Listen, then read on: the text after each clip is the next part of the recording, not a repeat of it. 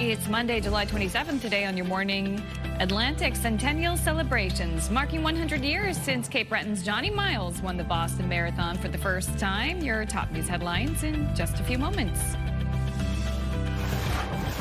And secret summer stresses. Clinical psychologist Dr. Diana Lee Bagley joins us to share what we can make this summer season less stressful. That conversation in our 7 o'clock hour. Plus, inclusion and fun for all. We'll get a preview of Club Inclusion summer camps, all that and so much more just ahead on the Monday edition of Your Morning Atlantic.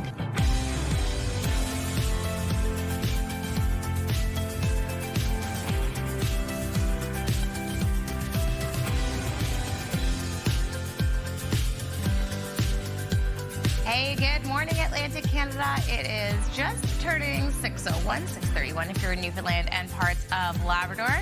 Good morning. Welcome. Join us. Good morning. It's nice to have you in for Crystal, Brianne. Thanks. Nice to be here. Yeah, and you're going to be settling in nice and cozy, too, because you're going to be with us for the next couple of weeks. Yes, ma'am. While Crystal gets some much-deserved break. Absolutely. So you're stuck with me.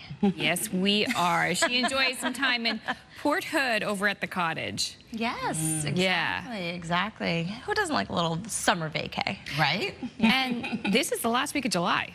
Wild. I know. When did that happen? Over the past few weeks. Yeah, it did. I was confused this morning. I was like, what date is it? Yeah, the 27th. I know. I was typing in and I was like, 27th. That means we're in August. Yeah. Just about there, right? Yeah.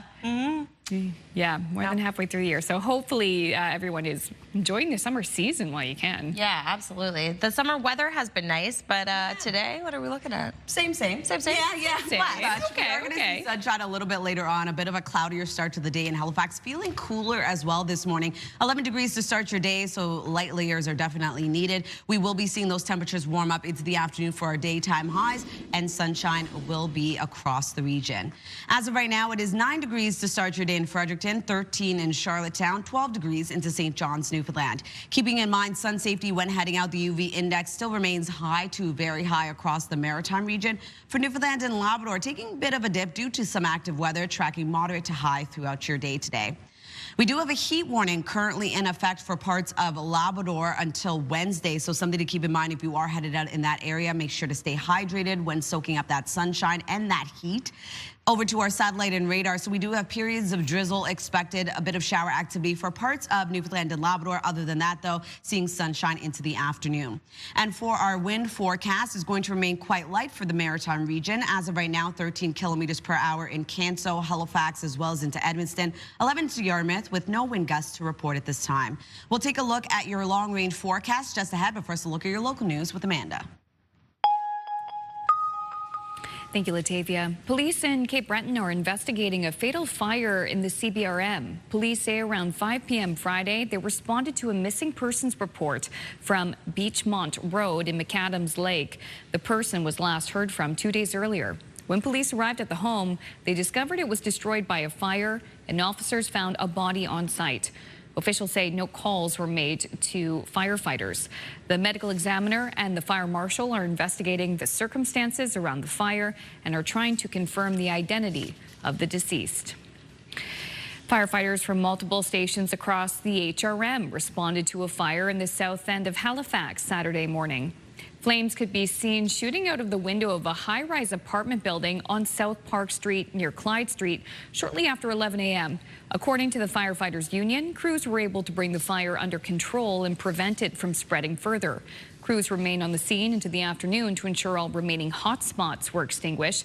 No word this morning on what caused the fire or whether anyone was hurt. A 55-year-old New Brunswick man is dead after being struck by a vehicle in Ontario late Saturday night. The crash happened about 150 kilometers west of Toronto, near the community of Listowel. Provincial police say the pedestrian was pronounced dead at the scene. No other injuries were reported, and the crash is still under investigation. Well, you likely haven't seen this on social media. People have been flocking to Nova Scotia's Canso Causeway to catch a rare sighting of an orca.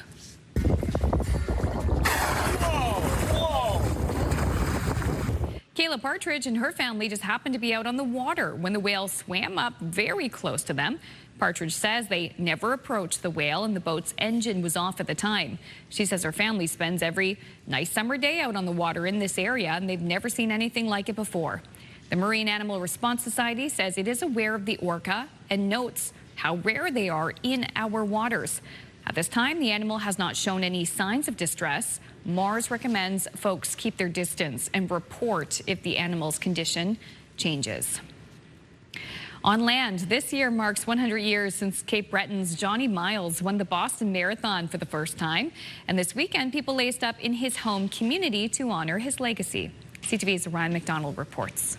Okay, on your mark, get set, let's go. Have a great run, everybody. When people running the Johnny Miles 5K road race took their first steps on Saturday morning, they did so underneath the statue of the Sydney Mines man who became a Boston Marathon champion a century ago. Like just a small place, and he went and he took on the world. The son of a coal miner put his hometown on the map when he came first in Boston in 1926, then won the world's most famous foot race again 3 years later. The winner of Saturday's race calls it a feat that still inspires people around here. Because you don't have to come from a big place. It's the size of the spirit, not the size of the town. I went to Jubilee Elementary as a child, and so every day walking to school, I would go past the Johnny Miles statue that's just right behind us. Claire Maxwell, who grew up in Sydney Mines, has always been able to relate to Miles' humble origin story. You know, the famous $1 shoes. And she feels there is a lesson that goes beyond running. Even though you might come from struggle, I think passion and determination is what can bring someone success. And I actually wore it to Boston in 2017 for inspiration while I was running. Ann Doyle showed up on Saturday wearing this replica of the shirt that Miles wore on his big day 100 years back. Now in her 70s and a Boston marathoner herself, she may just be living proof of a piece of his legacy. I guess that anybody can run. And Johnny Miles was a good runner from Sydney Mines that made his way to the top of the running world. A community that still remembers its favorite son a century after he first made them proud. Ryan McDonald, CTV News, Sydney Mines. Well, that's a big trophy there. Oh, yeah. And yeah. Make sure to keep the time on that one. Yeah, exactly. Keep it ticking. I love it. So customers may have a chance to change or cancel their trips bookings ahead of WestJet's possible strike. Oh, good to know. This covers passengers with flights booked between July 30th to August 4th. They can make a one-time change or cancellation without being charged a fee because WestJet flight attendants could go on strike by August 2nd. Good to know. So if you do have an upcoming trip, just make sure you're checking in on that and keeping a finger on that pulse. Of course, we'll continue to follow this, but of course, fighting for fair wages and getting paid and all of the things is important. So, And August 2nd, next week. yes. Yeah. Just like that. Just like that. Still ahead, I'm going to have your first look at your national and international news headlines, including the latest on a shooting in Seattle, which is developing news this morning. And Latavia has the latest look at the full forecast. So do we have a hot day ahead, or is it going to be more like this? Foggy and cloudy. That's what St. John's is waking up to this morning. Stay with us, the forecast and your international news in just a moment.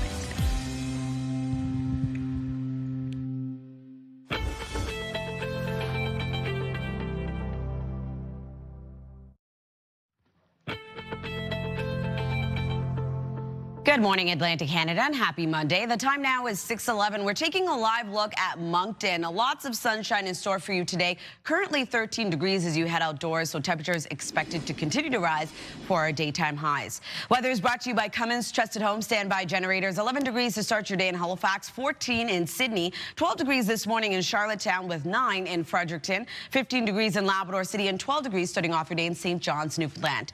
We currently have a heat warning in effect for parts of Labrador and until Wednesday. So we are going to see this prolonged period of daytime heat, maxing temperatures between 28 to 32.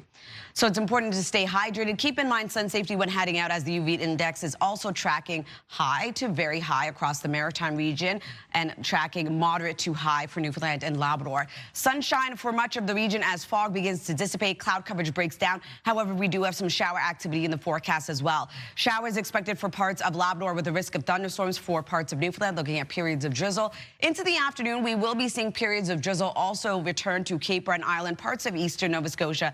That will take us into tonight. We do have periods of drizzle also expected for parts of mainland Nova Scotia. Into Tuesday's forecast, a bit of wet weather starts off the day. Drizzle and or showers will clear out, though, into Tuesday afternoon, leaving sunshine. If you are wondering about precipitation totals, going to remain quite light, seeing around 2 to 5 millimeters for Truro and Lunenburg. And then for Labrador, looking at around 10 to 20 millimeters for Labrador City, only 2 to 5 millimeters for parts of Newfoundland.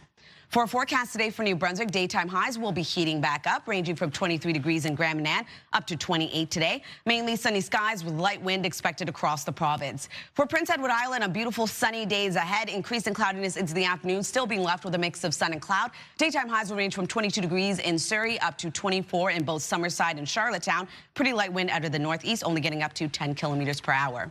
And then for Cape Breton, eastern Nova Scotia, looking at some isolated drizzle and or showers throughout your day today. Daytime highs will range from 17 degrees in Canso up to 26 in Amherst and Truro. And then for the rest of Nova Scotia, looking at a mix of sun and cloud throughout the day, we are expecting periods of drizzle into the evening hours for mainland Nova Scotia. Daytime highs will range from 22 up to 26. For Labrador City, looking at 21 degrees today, showers and a risk of thunderstorms throughout the day. 14 degrees into St. John's, Newfoundland, looking at a bit of wet weather as well with periods of drizzle. That's a look at your weather forecast. Going to throw things over to Amanda.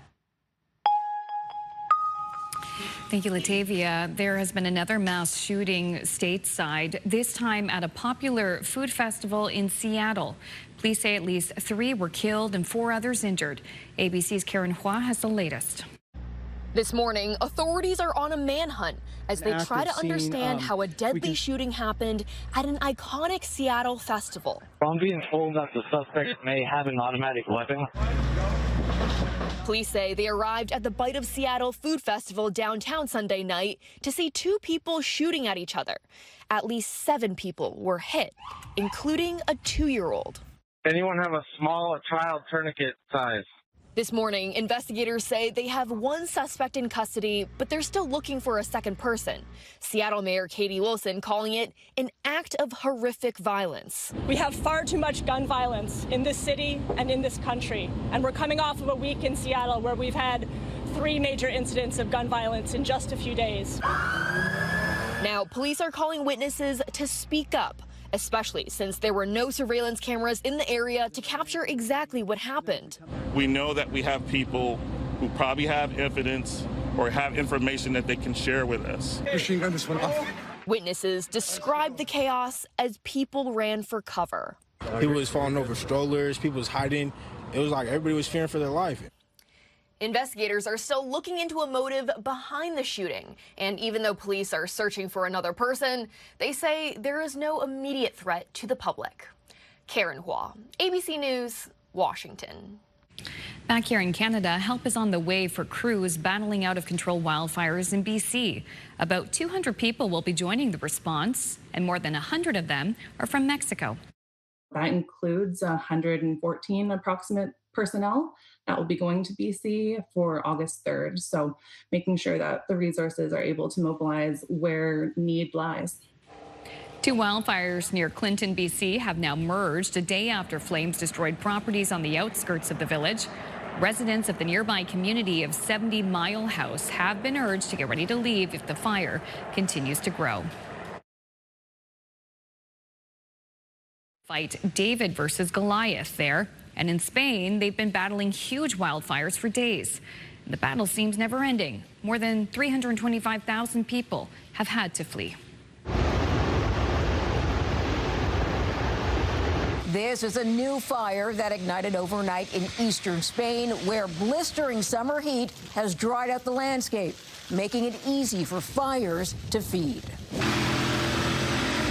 To the north, you can't see the flames in central Madrid, but you can smell the smoke, something a Canadian tourist thought she left behind. It was really bad in Toronto and just the Ontario region in general. We thought we left the bad air quality and then we came here. So it's unfortunate and sad just to see how our world is changing.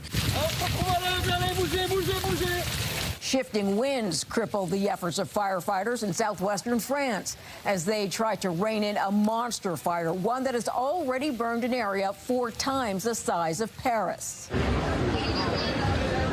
This emergency shelter in Bordeaux is home to even more evacuees today. 55,000 people had to suddenly flee overnight. Ce matin, je me suis réveillé. This retiree says, I wanted to take toiletries. They said, leave it. I took my medicine. That's it. And then I had to leave. 3 o'clock in the morning, I was already in their car. Officials say hundreds of homes have burned to the ground, and there could be more, with the south expecting another heat wave. And in a first for France, a pyrocumulonimbus has been spotted. That's a gigantic fire cloud that creates its own winds and lightning and starts more fires. If at first you don't succeed, they say try and try again, and that's what authorities will do today when the Gordie Howe International Bridge is set to officially open. The new bridge links Windsor, Ontario to Detroit, Michigan, and will be a key route for trade. But as CTV's Jeremy Charron reports, some aren't convinced it will open as planned. The ribbon has been cut, the milestone marked with a Canadian celebration Friday. Officially opening the Gordie Howe Bridge to traffic is all that remains. It's huge, not just as a structure, it's huge economically as well. The bridge's opening will add a 5th crossing point to what is the busiest international trade corridor in North America. The Windsor-Detroit crossing accounts for about 1/3 of all trade between Canada and the U.S., about $1 billion a day. And the amount of trade that flows at the Blue Water Bridge here in Sarnia Point Edward and in Windsor is vital to the Canadian economy. So, again, fingers crossed. Fingers crossed that the bridge actually opens, that is. History is a cause for concern here. This bridge's opening has been delayed several times. A scheduled ceremony last month was called off at the 11th hour by the Trump administration. The president wanted a new deal. Given the rhetoric out of the White House the last 24 hours on wildfires again and more tariffs, will this actually transpire? That is a big issue. This weekend, in the final hours, there is hope, but caution too on both sides of the Detroit River. I don't know how much influence our president will have on the opening of tomorrow, but I know that the American people are anxious for that to happen. Businesses in Windsor hoping to benefit from a fresh flow of visitors, waiting with bated breath. I keep saying I'm just going to believe it when I see it, but I am very hopeful that tomorrow's the day. U.S. officials were uninvited from Friday's ceremony after Trump's latest tariff threats. This former U.S. ambassador and governor of Michigan was one of them. This is a fabulous piece of architecture. It's a towering symbol of our friendship, and no amount of political rhetoric in Washington is going to change that. The bridge has so far served as a symbol, though not a good one, an example rather of the continued trade tension between the countries. Monday's opening, some hope, can help turn a page. CTV's Jeremy Charron reporting in Ottawa. A quick break here on Your Morning Atlantic. When we return, we'll have your Monday must-see moment from our colleagues at TSN. Your Morning Atlantic, we'll be right back. Please stay.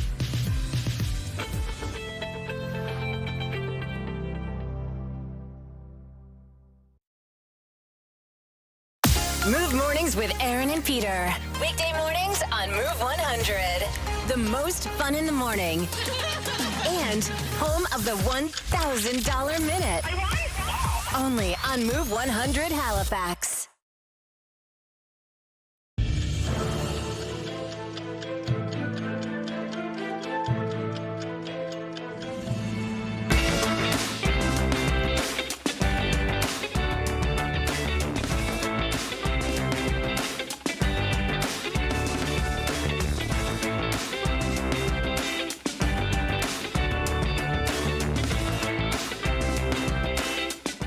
Well, there you have it. Yeah.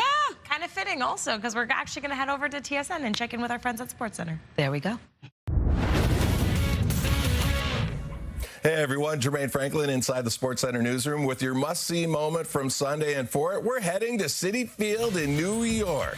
Dodgers, Mets, they lay down 5 in the 8th with 2 outs, but threatening with the bases juiced to Teoscar Hernandez at the dish.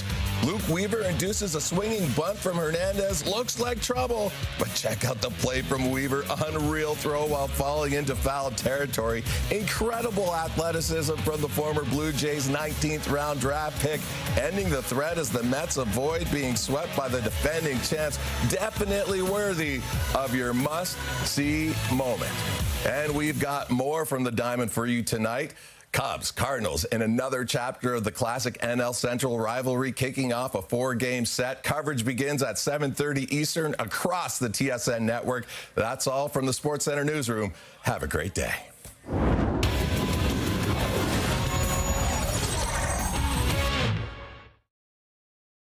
This TSN must-see moment brought to you by J.R. Rahe's Furniture and Appliances. Taking a look at our 3-day forecast, kicking off the work week in New Brunswick with a high of 26 degrees today. Lots of sunshine remains across the province. Into Tuesday's forecast, we will warm up to 28, mainly sunny skies sticking around. And on midweek, Wednesday, we're looking at a high of 29 and a mix of sun and cloud. For Nova Scotia, 26 degrees today. Sunshine for much of the province, although we do have a chance of drizzle and or showers for Cape Breton Island, parts of eastern Nova Scotia. Into this evening, isolated showers and or drizzle expected into the overnight hours for mainland Nova Scotia and or Cape Breton Island. That continues into our forecast for Tuesday. Wet weather starts off the day, will clear out, leaving a mix of sun and cloud. Daytime high remains above seasonal at 26. 27 degrees midweek on Wednesday with a mix of sun and cloud. For Prince Edward Island, 24 degrees today with sunshine. We will be holding on to sunshine into Tuesday's forecast with a high of 26 and a mix of sun and cloud expected midweek on Wednesday, warming up to 27. The time now is 6:26. Make sure to stick with us. Your Morning Atlantic will be right back after this.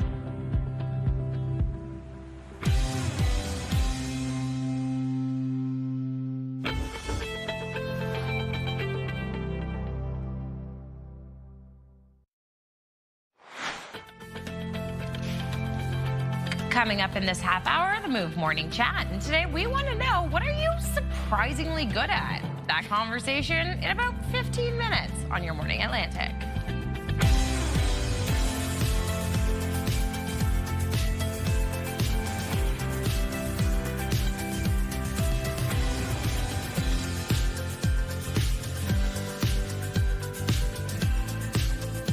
Now, if it's video games, my guess is Josh, who is our morning editor, who cuts that video as well. I think that's probably his. Fair to say. Do you know who's definitely not good at video games? Who? This guy. This guy right here. This guy right here. Okay. Yeah. Anyone in particular like that you find? All video games. I'm all terrible. the video games. I went to university in Hamilton. I went to McMaster, so it's a big engineering school. And one of my roommates was a software engineer, and he got me to play Left 4 Dead with him, which is apparently like you run around and try and kill zombies or something. I stood in the corner and like shot him in the back the whole entire time. Oh, and he was like, Brian, stop shooting. And I was like, I don't know how to do this. And then like a witch comes down and it just like kills everything, and I don't know. Oh my. Anyways, yeah, absolutely terrible. When we would do we would play Mario Kart before we'd go out to the bars too. And I was gonna say maybe something softer. I always lost. Always lost that. I was bad at 007. Really? Playing with my cousins, I would just hide in the vents because they would just come after me. Yeah. They're like, this one's easy. Let's get her first. I'm like, guys, let me live. You guys need some more like puzzle-based games, perhaps. Yeah, I don't know, man. I just not great. Not my forte. Okay, well, join us for the Boomer and Chat because we're going to talk about what is the forte for some people. Yes. What are you surprisingly good at and how you secretly discovered that. But first, we're going to take a live look at Summerside, which is the birthplace of, oh no, we're not going to Summerside. This is Charlottetown. The premiers have since left. Yes. From their meeting last week. But now I want to know what the birthplace of Summerside is. Well, there was someone special born in Summerside. My Aunt Sandy. Aww. Yeah. Shout out to Sandy. Aunt, however you say it. However you say it. All right, well, starting off today in Charlottetown, 12 degrees, lots of sunshine across the island today. So we are going to see temperatures warm up above seasonal for much of our daytime highs. 11 degrees to start your day in Halifax, cooler in Fredericton at 9, 7 in Edmundston, 15 degrees in Labrador City, 19 right now in Cartwright, with 12 degrees into St. John's, Newfoundland. Keeping in mind sun safety when heading out, the UV index remains high to very high across the Maritimes. And then for Newfoundland and Labrador, tracking moderate to high throughout your day today. We do have a bit of active weather in the forecast, looking at showers and a risk of thunderstorms for Labrador, but also heating up. So here's a look at that heat warning for parts of the province extending until Wednesday. So as I mentioned, precipitation will move in across parts of Labrador. For Newfoundland, looking at periods of drizzle for parts of the province. Also seeing some isolated drizzle expected and/or showers for parts of Cape Breton Island and eastern Nova Scotia this afternoon. In terms of our wind forecast, remaining quite light, 13 kilometers per hour in Edmundston as well as into Yarmouth, 11 in Canso. No wind gusts to report at this time. We'll take another look at your long-range forecast just ahead. First, a look at your local news with Amanda. Thanks, Latavia. Police in Cape Breton are investigating a fatal fire in the CBRM. Police say around 5 p.m. Friday, they responded to a missing persons report from Beachmont Road in McAdams Lake. The person was last heard from 2 days earlier. When police arrived at the home, they discovered it was destroyed by a fire, and officers found a body on site. Officials say no calls were made to firefighters. The medical examiner and the fire marshal are investigating the circumstances around the fire and are trying to confirm the identity of the deceased. Firefighters from multiple stations across the Halifax area responded to a fire in the South End Saturday morning. Flames could be seen shooting out of the window of a high-rise apartment building on South Park Street near Clyde Street shortly after 11 a.m. According to the Firefighters Union, crews were able to bring the fire under control and prevent it from spreading further. Crews remained on scene into the afternoon to ensure all remaining hotspots were extinguished. No word on what caused the fire or whether anyone was hurt. A 55-year-old New Brunswick man is dead after being struck by a vehicle in Ontario late Saturday night. The crash happened about 150 kilometers west of Toronto, near the community of Listowel. Provincial police say the pedestrian was pronounced dead at the scene. No other injuries were reported. The cause of the crash is under investigation. The war in the Middle East is again spiking the price of gas in Canada. Diesel is also up, which means farmers are paying more to fill up their equipment. And as CTV's Maria Saru tells us, with their costs going up, it's likely more of yours will too. Diesel powers the machinery dairy farmer Daniel Hagman relies on to keep his 120 cows fed and their milk moving to market. His fuel bill is already in the tens of thousands and only getting bigger. That's profits lost. It's just money taken out of our pockets at the end of the day. On PEI, diesel prices have eased from their spring peak, but climbed again Friday, now selling for about $2.44 a liter. That's about 17 cents above the national average.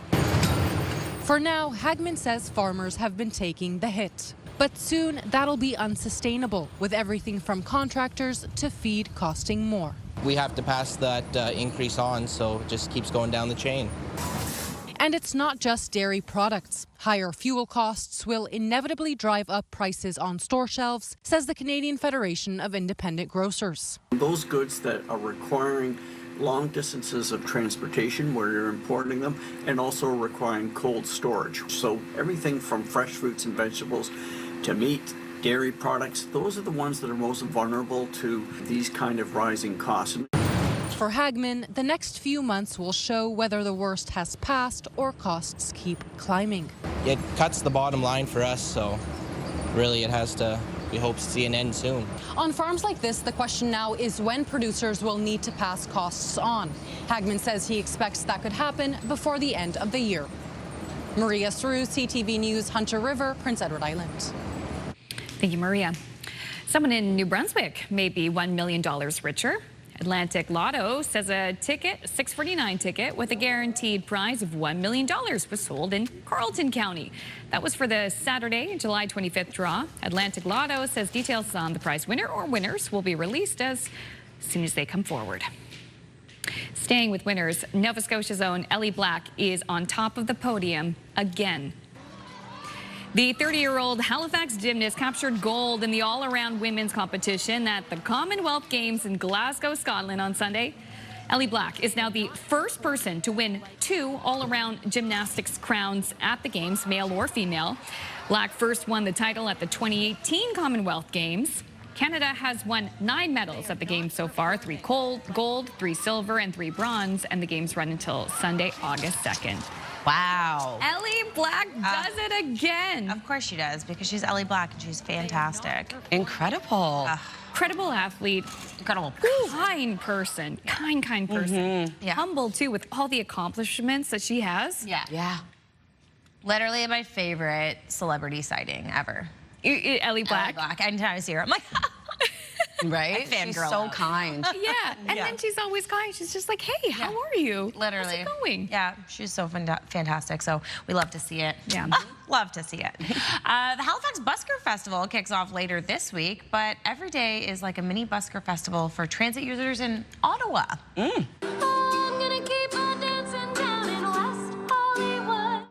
Yes, the city's transit system now has an official team of buskers. So they're a group of musicians who volunteer their time and play gigs along the Confederation line. The program is aimed at showcasing local talent and creating a more welcoming atmosphere at train spots. Organizers say they are looking to have live music year-round, and this was a system that took forever to build in Ottawa. So it's nice that they're, being able to use it as a space for singers as well.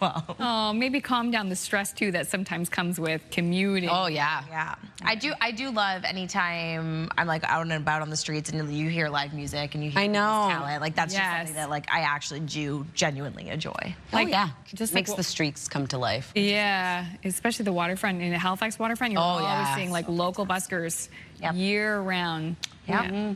Okay, now, did you guys see the movies this weekend? No, I was a little busy. A little bit busy, yeah, that's another story.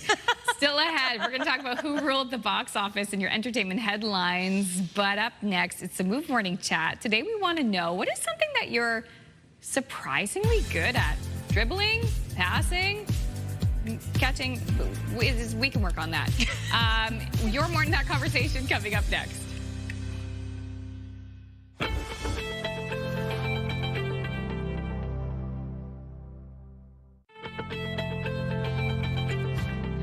Good morning, Atlantic Canada. The time now is 6:42. We're taking a live look at a cloudy start to the day over in Lockport. 13 degrees early this morning. We are expecting sunshine as cloud coverage begins to break down a little bit later on.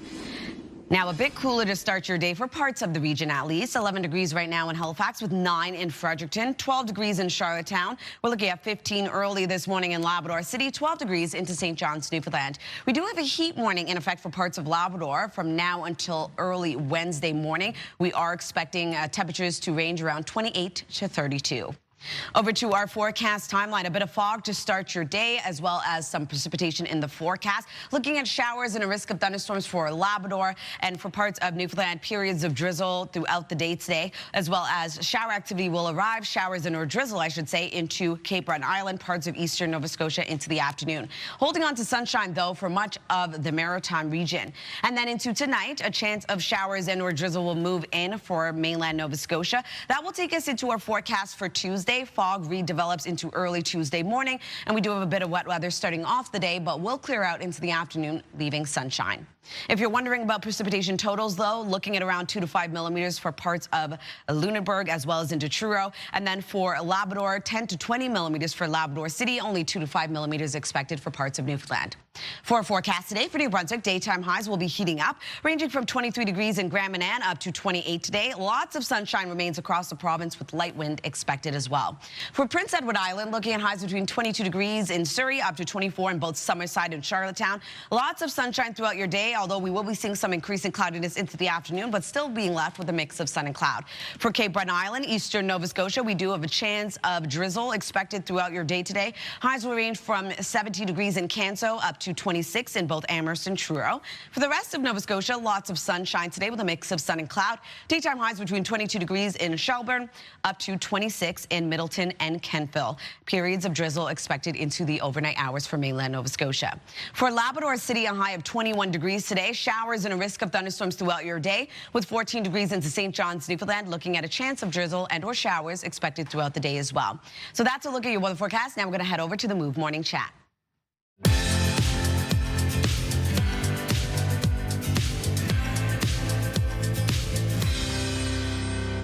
Welcome back to another edition of the Move Morning Chat with Crash and Sarah. This morning we're asking you to tell us, what are you surprisingly good at and how did you find that out? Sarah and Crash, tell us.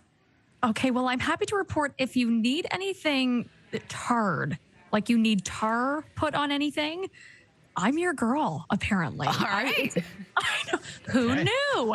We've talked 1,000 times at this point with you during these chats lately. I'm building a house, getting all that done. So we're at the point where we have a bit of concrete up. There were holes in it. And I guess for whatever reason, they pulled these sticks out, the rebar, and it needs to be tarred over. Well, some of them weren't done, but my boyfriend was like, oh, we really want to pass our first inspection. So we don't know if we need to do the rest of these random little holes. Let's just ourselves put the tar on. I said, I've never touched tar in my life. I don't want to go anywhere near it. He said, get to work, girl.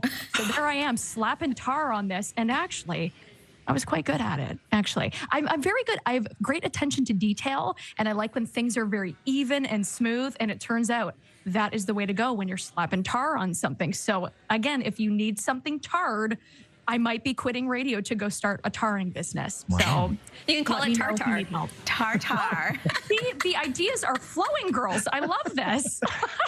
Might have to get you over to help seal some holes in my wall in my home.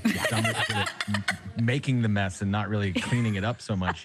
One thing I did find out that I was good at, though, was like the one thing that I'm handy about at home is our washer and dryer has kind of been on the fritz a time or two. I fixed it. I took the whole drum out of the dryer. I fixed and replaced the belt and everything. And I was like, I had no idea I could do this. My wife thought that I was crazy. I was even attempting it. I cleaned out the washing machine. It wasn't washing. It got it working. I can't explain to you how, but I know that I can show up and I go, yeah, it's probably this. You probably got a clog in the old clean out or whatever. I could do that. I can't fix walls. But can't fix the walls. No, can't fix walls, but I can fix the appliances. I'm really good there. There you go. What about you, Amanda? Yeah, gosh, I feel like mine is not very exciting, and I feel like it also comes with the job. I'm really good at typing and not looking. Do you look down at the keyboard when you type? No. Like, yeah. Yeah, sometimes. Yeah, I might That's fair. Beep, boop, beep, boop, boop, boop. The single finger. Not as exciting as tarring, but it's just, I've been able to do that since, oh my gosh, early university. Mm-hmm. Of course, we use computers every day, but I didn't even think about it. I can type really fast, not look at it, and every now and then someone will point it out. And I'll have people in the newsroom who say they can tell it's me typing by the sound of the keyboard. Oh, yeah. Yes. I feel like once you learn the placement, like early on in school, it's just kind of like, you just stay on that. I'm good at it. I don't do the proper finger placement, but I can do it generally really quickly with the 1 or 2 fingers I am using. Oh my God, that gives me the ick. My husband is a 1 to 2 finger typer, and I'm like, brother, really? All right, for me, sticking with this question for today, I'm actually really good at fishing. Yeah, never random. I went away to go see one of my sisters who live in Bermuda. Yeah. And I went on that trip and they're like, let's go fishing. I'm like, I've never done fishing. I don't know if I can do this. I was so good. And then I went like 3 more times on like some dates and I was killing it at fishing. I was bringing in all the fish. I put them back, but still, I was able to catch them. Look at me. I didn't know you were an angler. Yeah, who would have thought? Who would have thought? So we're throwing the question to you at home. We would love to hear from you. What are you surprisingly good at? And how did you find out? Maybe you're really good at tarring. Hello. Yes. Send us a text at 10400 and we'll share your answers later in the show.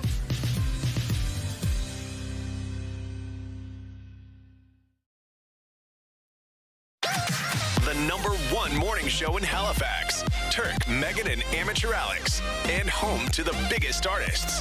Halifax's #1 hit music station. 101.3 Virgin Radio.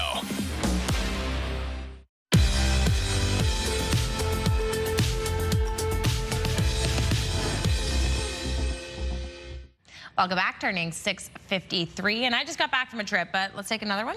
Let's do it. Why not? Let's go to Hollywood for a look at your entertainment headlines. Ithaca's king is coming back. No, he's not. The Odyssey sailed through its second weekend atop the box office, collecting another $87 million in ticket sales. In just 2 weeks, the Greek epic has made over $286 million in North America. This mission has no chance. Disney's live-action Moana added another $10.5 million this weekend, good for second place. Is it as bad out there for toys as they say it is? While Toy Story 5 took in another $10 million. Some big superhero casting announcements this weekend. David Johnson is the new Black Panther, set to make his debut in the third film in that series, scheduled for release in 2028. That same year, Ryan Gosling will fire up the flaming motorcycle in a new Ghost Rider movie. It marks both actors' first time in the Marvel Cinematic Universe. Marvel is owned by Disney, the parent company of ABC News. And happy birthday to Maya Rudolph, who turns 54 today. Allison Cossack, ABC News, New York. And artificial intelligence could make your job easier, but it appears a lot of Atlantic Canadians are concerned it could actually replace them in the workplace. Yes, so in fact, Stephanie Zikos reports a new study finds Atlantic Canadians see AI as a threat rather than an opportunity. Artificial intelligence is more prevalent both on the job hunt and in the workplace. I think AI is something that everyone's sort of curious about, worried about, seeing it happen in the industries. According to a new survey by TD, most Canadians believe AI in the workplace is inevitable, though it ranges slightly when broken down by age. 89% of boomers think AI adoption is only a matter of time, while 81% of Gen X and 79% of millennials think so. Meanwhile, just 65% of Gen Z hold that belief. Younger generations have used so many different tools over so many years, they don't feel loyal to these tools. When looking at whether AI is more of a threat or an opportunity for future jobs, most surveyed lean toward threat. That number was even higher in Atlantic Canada with 74%. Nationally, 68% felt that way. We're all trying to figure it out right now. There's no rule book. There's no user guide that you can open up and say, this is how to use AI. 32% of those surveyed say they have exaggerated their ability to use AI to their work colleagues. We don't like to feel left out, and especially in a workplace environment where we have coworkers that we're around every day. I think there's a lot of AI sort of training needed, and certainly out there a lot of people looking at how to sort of maximize their AI skills, whether it's looking on online training online or actually going to different programs. Stephanie Zikos, CTV News, Halifax. Taking another look at our 3-day forecast. Sunshine across New Brunswick today with above seasonal daytime high of 26. Heating up on Tuesday to 28. We hold on to sunshine in our forecast midweek on Wednesday with a high of 29. For Nova Scotia today, looking at sunshine for much of the province, although we do have a chance of drizzle and or showers for Cape Breton Island, parts of eastern Nova Scotia. Into the evening, also seeing periods of drizzle for mainland Nova Scotia. That takes us into our Tuesday forecast. A bit of a wet start to the day, clearing out, leaving a mix of sun and cloud into the afternoon. 27 degrees on Wednesday with a mix of sun and cloud. For Prince Edward Island, sunny skies today with a high of 24, warming up to 26 on Tuesday with mainly sunny skies yet again. A mix of sun and cloud on Wednesday with a high of 27. Time now, 6:56.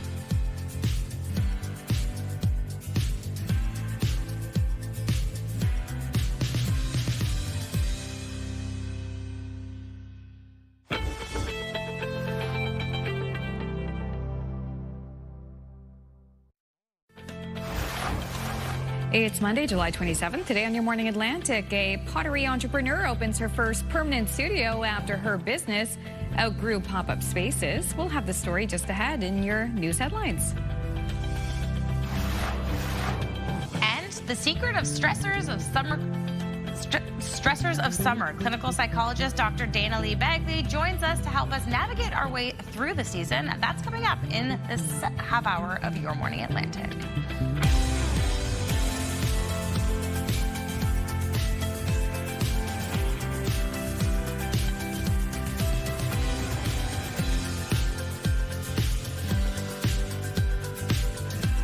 Good morning, Atlantic, Canada. Thank you so much for joining us. It's Monday, a fresh new week of possibilities. That's what I'm telling myself. Oh, I like that. Yes, as I struggle.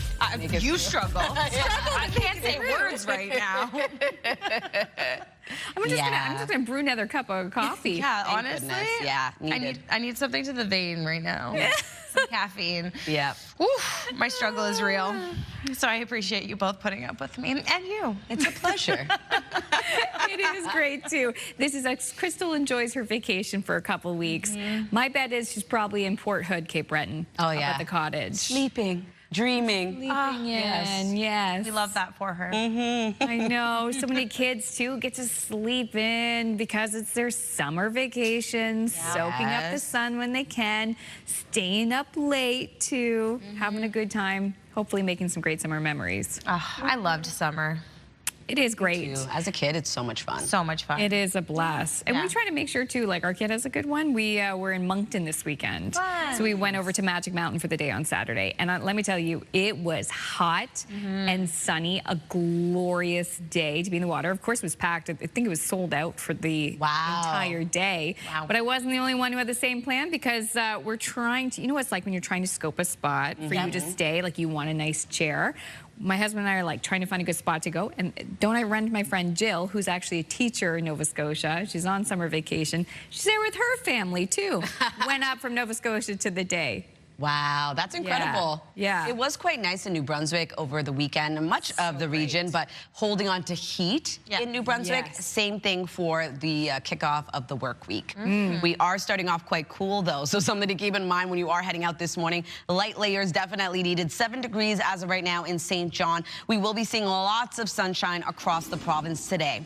As of right now, it is 11 degrees in Halifax with 16 in Sydney, 12 degrees in Charlottetown with 18 in Happy Valley Goose Bay, 14 degrees in St. Anthony. Keep in mind sun safety if you are heading out today, as the UV index is still tracking high to very high across the maritime region. For Newfoundland and Labrador, tracking moderate to high throughout your day today. We do have a heat warning in place for parts of Labrador until Wednesday, so something to keep in mind as well. Make sure to stay hydrated when heading outdoors. Over to our satellite and radar. We do have some shower activity expected to move in later this morning for parts of Labrador. Risk of thunderstorms as well. Periods of drizzle for parts of Newfoundland and parts of Cape Breton Island, eastern Nova Scotia into the afternoon. In terms of the wind, remaining quite light for all 3 maritime provinces. No wind gusts to report at this time. We'll take another look at your forecast just ahead. First, a look at your local news with Amanda. And we begin in Cape Breton, where police are investigating a fatal fire in the CBRM. Police say around 5 p.m. Friday, they responded to a missing persons report from Beachmont Road in McAdams Lake. The person was last heard from 2 days earlier. When police arrived at the home, they discovered it was destroyed by a fire, and officers found a body on site.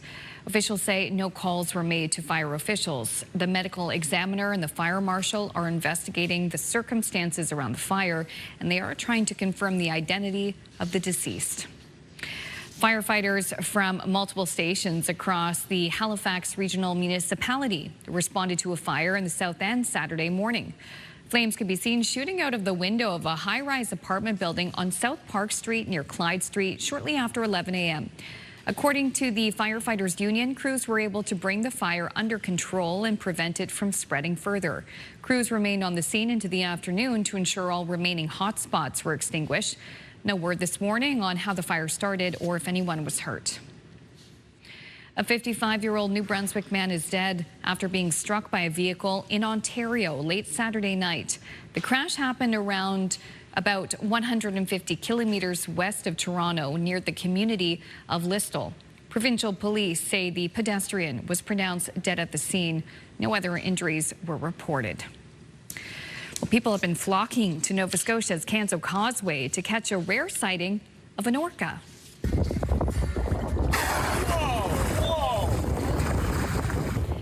Kayla Partridge and her family just happened to be out on the water when the whale swam up very close to them. Partridge says they never approached the whale and the boat's engine was off at the time.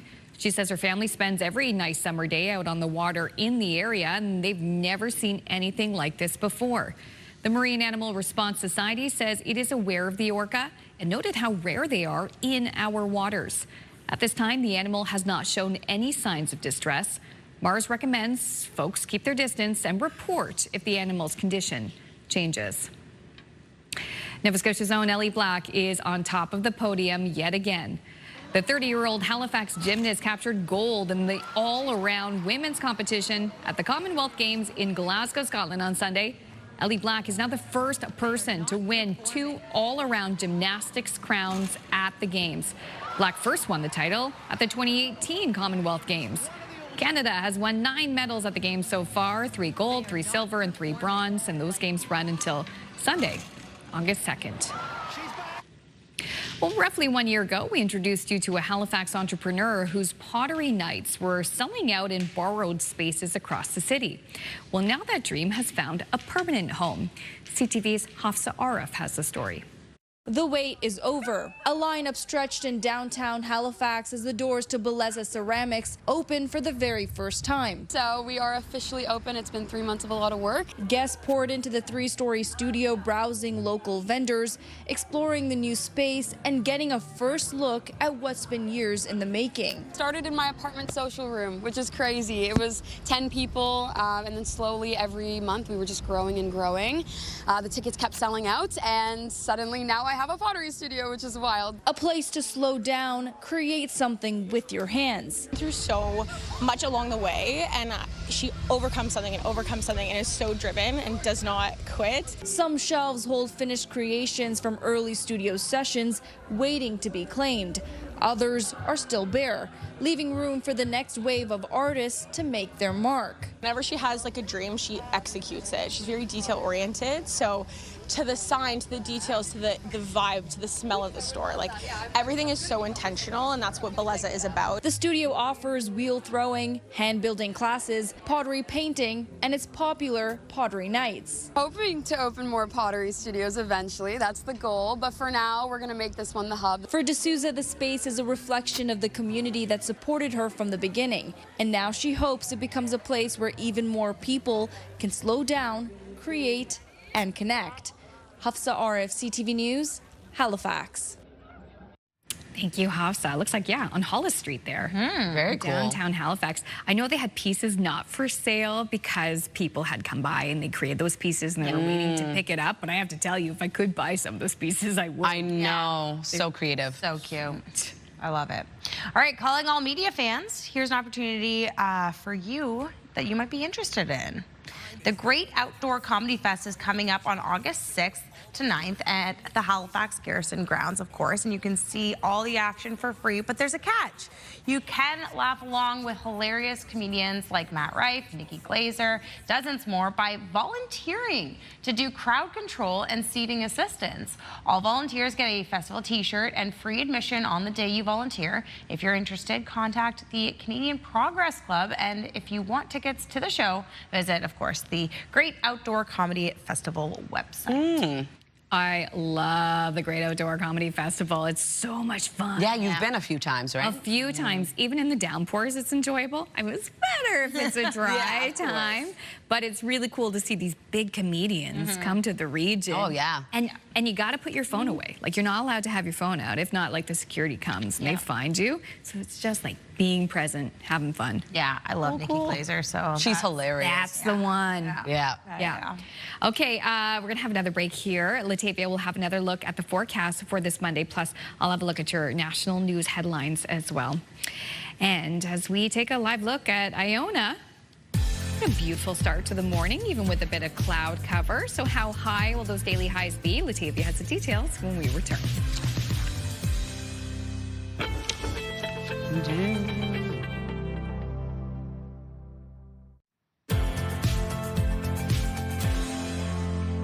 Good morning and welcome back. The time now is 7:12. We're taking a live look at a sunny start to the day in Corner Brook. 14 degrees early this morning, and sunshine will be sticking around throughout the day today in your area.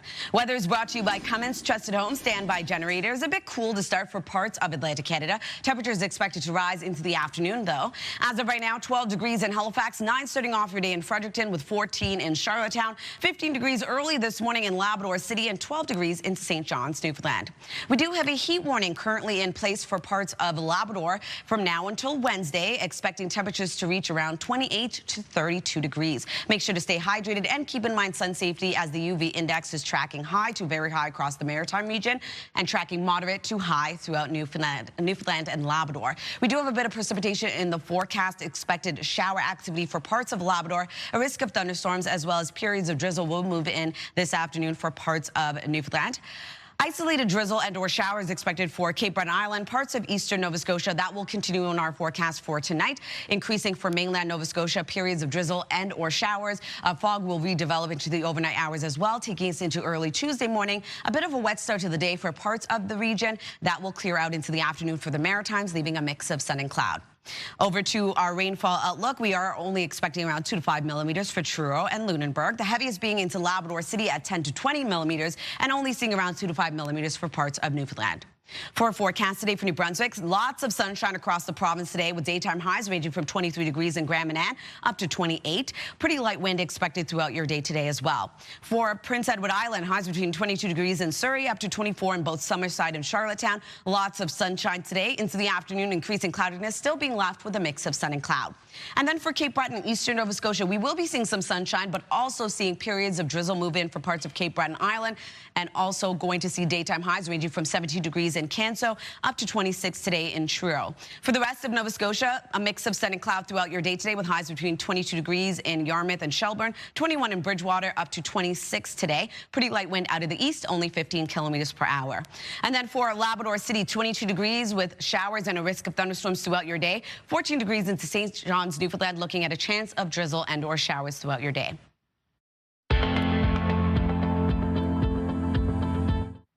Taking a look at our campfire conditions, brought to you by Pine Acres RV, where customers become friends. For New Brunswick, burning is not allowed for much of the province, although for St. John, burning is allowed today. Just make sure to check for these bylaws. They're valid until 2 p.m. For Nova Scotia, we are going to see a burning is only allowed between 7 p.m. and 8 a.m. and restricted as well across Prince Edward Island. Burning is only allowed around 8 p.m. to 8 a.m.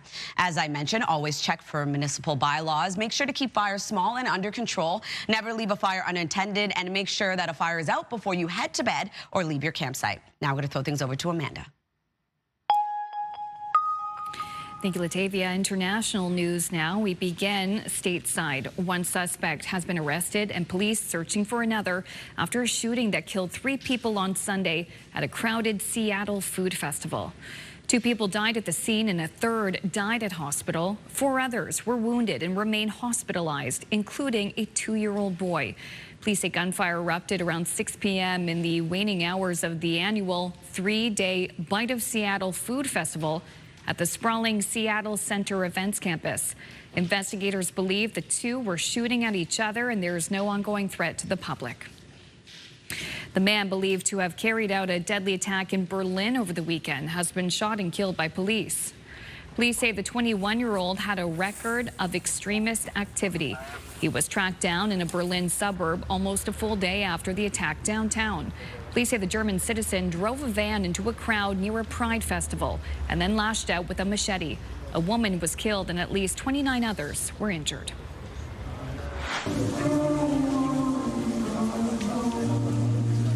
And mourners gathered at a memorial near the scene Sunday carrying pride flags and laying flowers. And our prime minister posted this Sunday as well, saying the attack at the Christopher Street Day Festival in Berlin is horrific. No one should face hatred or violence because of who they are or who they love. After months of cross-border controversy over revenue sharing, the Gordie Howe International Bridge is set to open today. It was back in February that President Donald Trump insisted the U.S. would have to get compensated before he would allow the bridge to open. Canada paid to build the $6.4 billion structure connecting Windsor, Ontario with Detroit, Michigan, under a deal struck in 2012 to recoup its costs before sharing the toll revenues. But Ottawa subsequently agreed to make some adjustments. Canada held a ceremony on Friday to help mark the opening, but a joint celebration with the U.S. was nixed after the Trump administration threatened new tariffs. That is a look at your international news headlines. We'll have another break here on Your Morning Atlantic, but please stay with us. When we return, Dr. Dana Lee Bagley will join us after this to talk about summer stressors. We'll be right back.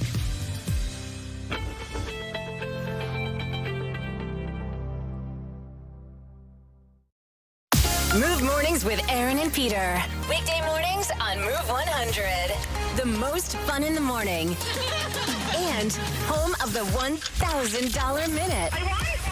Only on Move 100 Halifax. Welcome back, 7:22, just about. Many people look forward to the lazy, hazy days of summer, but warmer temperatures can also bring some summer stresses. So joining us today to help us navigate through the season is Dana Lee Bagley. Dr. Lee Bagley, of course, has a PhD in clinical psychology and is the director of psychological health and safety at St. Mary's. Welcome. Thanks for having me. Thanks for being here. All right, so let's start with summer heat. We haven't had too many super hot days recently, but when we get that oppressive heat, how can you become a little bit more efficient and motivated?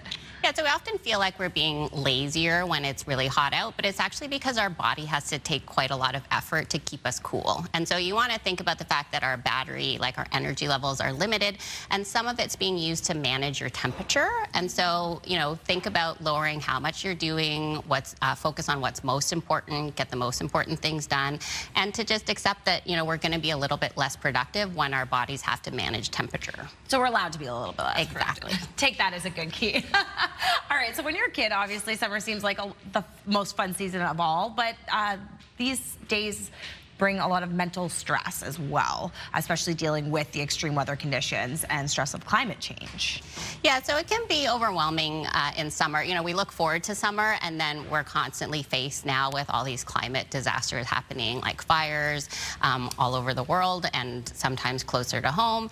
And so sometimes it's important to manage how much media you're consuming. If we're consuming it constantly, that puts a lot of threat into our system. And so think about how much you're actually monitoring that, and you can keep track of it, but you don't have to watch it all the time.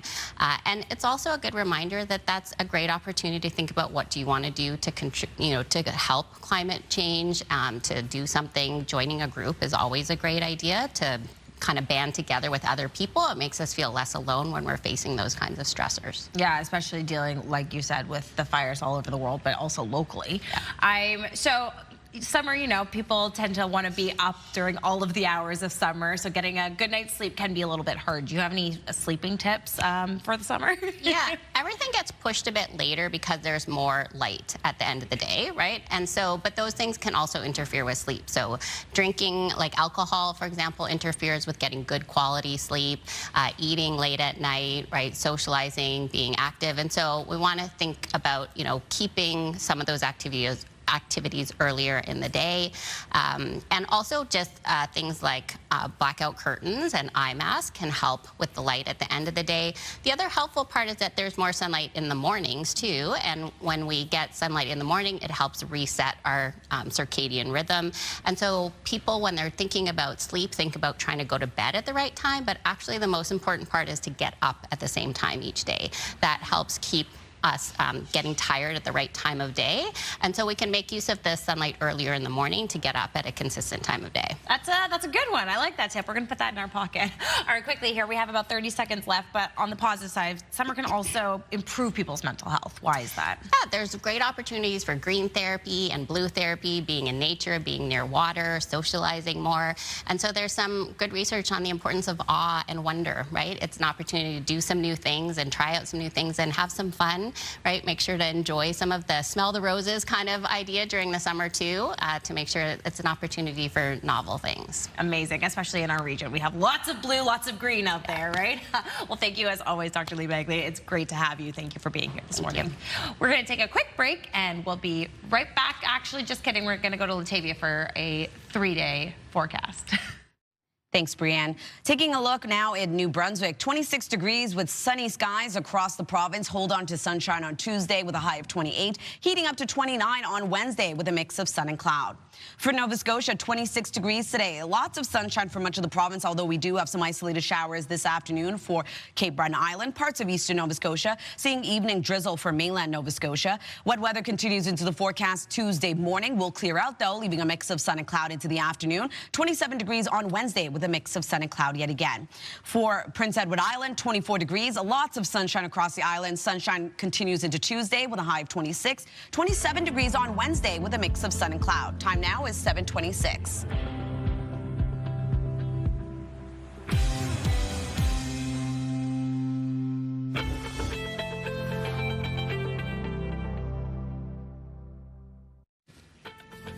Coming up in this half hour, trading cars for rent. We get details on the Rent for Rides campaign that allows people to trade in their car for 2 times its value in rent.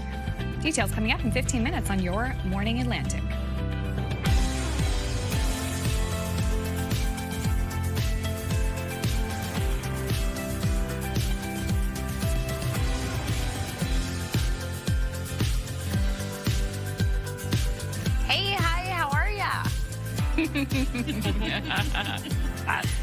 That's what's on our minds right now. Good morning. It's Monday, July 27th already. If you're wondering where July went, well, you and me both. Yeah, for real though. Yeah. Blink of an eye.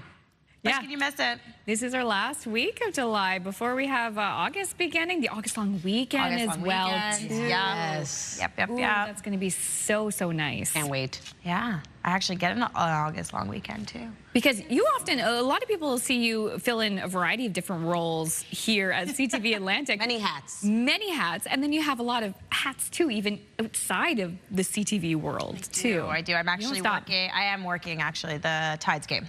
On See, there Monday. you go. Okay. Yes. Busy lady. You know, it's lots of fun though. Keeps you on your toes. I was gonna say, you like it that way though. Yeah, exactly. One place that is so bumping right now, I mean, it's always busy, but especially this time of year. Oh yeah. Peggy's Cove. If there are tourists in the region, if you have friends or family visiting, this is typically where you go take to the them. local shops. Yeah. Fave. Oh, you get your penny squish too. Yeah. I wonder if they still have that souvenir there. I don't know. Do you remember that? You could take, I mean, not many people have pennies anymore. I was but like, you can get your penny there's no squish, pennies. and it looked like Peggy's Cove, linked to an oval. That's cool. Awesome possum. All right, well, as you can see in Peggy's Cove this morning, it's a beautiful start to the day. A bit cooler, though, this morning, so something to keep in mind when you are heading out. 12 degrees over there, as well as into Halifax this morning. 15 degrees starting off your day in Yarmouth, with 13 in Moncton, 14 degrees in Charlottetown, already 20 degrees in Happy Valley Goose Bay, and 12 degrees into St. John's, Newfoundland. Keeping in mind sun safety as you head out today, as the UV index is tracking high to very high. For Newfoundland and Labrador, tracking moderate to high throughout your day today. We also have a heat warning in place for parts of Labrador from now until Wednesday. Make sure to stay hydrated when heading outdoors. We are going to see temperatures heat up across the region. Above seasonal daytime highs headed our way with lots of sunshine in the forecast, although we do have showers and a risk of thunderstorms for parts of Labrador moving in later this morning. Periods of drizzle for parts of Newfoundland as well as into parts of Cape Breton Island this afternoon. And in terms of our wind forecast, remaining quite light, 24 kilometers per hour right now in Grand Etang, 15 in Canso and Edmundston. No wind gusts to report at this time, though. We'll take another look at your forecast just ahead. First, a look at your local news with Amanda. And we begin in Cape Breton, where police are investigating a fatal fire in the CBRM. Police say around 5 p.m. Friday, they responded to a missing persons report from Beachmont Road in McAdams Lake. The person was last heard from 2 days earlier. When police arrived at the home, they discovered it was destroyed by a fire, and officers found a body on site. Officials say no calls were made to firefighters. The medical examiner and the fire marshal are investigating the circumstances around the fire and death, and they're also trying to confirm the identity of the deceased. In Halifax, firefighters from multiple stations responded to a fire in the South End Saturday morning. Flames could be seen shooting out of this window of a high-rise apartment on South Park Street near Clyde Street shortly after 11 a.m. According to the firefighters union, crews were able to bring the fire under control and prevent it from spreading further. Crews remained on the scene into the afternoon to make sure all hot spots were extinguished. No word this morning on how the fire started or if anyone was hurt. A 55-year-old New Brunswick man is dead after being struck by a vehicle in Ontario late Saturday night. It happened about 150 kilometers west of Toronto near the community of Listowel. Provincial police say the pedestrian was pronounced dead at the scene. The crash itself is still under investigation. When the premiers met in PEI last week, the topic of tariffs held the spotlight. But they also signed off on something else, aligning on how to make new builds in their provinces more accessible. CTV's Maria Saru has the details. 12 premiers committing to one goal, to bring Canada's patchwork of accessibility rules closer together. Rick Hansen, a former Paralympian and longtime accessibility advocate, said in social media videos the new Memorandum of Understanding could mark a turning point. There will never be a new build ever again that isn't built meaningfully accessible so they work for people. 4 decades after wheeling around the world on his Man in Motion tour, the deal was signed in the spirit of his push for a barrier-free country. All of Canada's provinces and territories except Quebec say they will work toward common accessibility rules for new construction, but no implementation timeline has been announced. People will look back in this moment and say, well, what was the big deal? This is just normal. David Lepofsky, a blind lawyer and longtime disability rights advocate, says consistency only helps if the standard is strong. There's a serious risk they're just going to dilute them to the lowest common denominator. The latest National Building Code already includes features designed to make homes easier to adapt. That includes a wider entrance, reachable switches and outlets, and reinforced bathroom walls for future grab bars. The code was developed with input from people with lived experience. The agreement also asks Ottawa to create a national fund to help retrofit older buildings. The federal government hasn't announced a commitment to that, and each province will still have to adopt and enforce common rules. Maria Saru, CTV News, Charlottetown. Thank you, Maria. Finally, watching a painting come to life can be just as fascinating as the finished piece itself. And at a Halifax art gallery, visitors had the chance to do exactly that, as Halifax artist Jack Ross shared his creative process during a live painting demonstration. This was at Argyle Fine Art. Ross worked from photo references of Halifax, showing how everyday scenes can be transformed into works of art. Along the way, he explained everything from color and composition to how he captures the feeling of a place on campus. The situation really where you get to hear a little bit about how an artist's practice works is always really helpful and insightful. I think sometimes for viewers, we look at a finished piece of artwork and it's a little mysterious about how it kind of comes about. And so it's nice to for me to share a little bit of that process with folks. Ross says he regularly teaches painting and drawing classes through NASCAD's Extended Studies Department and hopes demonstrations like this one inspire others to pick up a brush and create something of their own. And he had a good turnout there, too. Yeah. I also want to say hi to Jack, too. I was looking at this video thinking, I know who this is. Jack Ross and I used to work together at the Freak Lunchbox candy store. Oh, Here we wow. go. I was in university and he was in high school. Anyways, I'm just glad to see he is doing so well, and no surprise that he is doing so well successfully as an artist as well, because he was always very talented. Very cool. I love it. It's a small world. It is a small world. Gets smaller by the day. Yes, it can. It can. All right, so an iconic Hollywood theater that was closed during the pandemic, well, it's going to see the light of day again. The Cinerama Dome is under renovation, but will open again in 2028. The iconic exterior will be refreshed along with its massive 86-foot wide curved dome theater and an adjacent 14 theater complex. Sony Pictures Entertainment announced the plan to restore the site that first opened back in 1963. The dome's massive screen supports 70mm projection. I don't know what that means, which is having a moment apparently, thanks to Christopher Nolan's The Odyssey. Okay, so it's basically what it's big. It's big. Yeah, it's big one. She big. I was going to I don't know what that means. Well, we need more theaters to do that because as far as I know, a lot of people are trying to get tickets to see the Odyssey on the big screen. Sold out. Sold out. Yeah, there's only 9 of them in Canada, 1 at Bears Lake in Halifax. And one of our co-workers, she had to book, I think, for like late August. Wow. Huh? The 20th of August. And you booked that last week, didn't you, Natalie? Wow. Yeah, It's probably even further back now. Wow, that's incredible. Spoiler alert about the Odyssey, if you don't know the storyline. Does it get back to Ithaca? All right. Maybe something you're really good at is Greek mythology. Who knows? I'm not. We're asking this question for the Move Morning Chat. We want to ask you, what is something you're surprisingly good at? And how did you find out?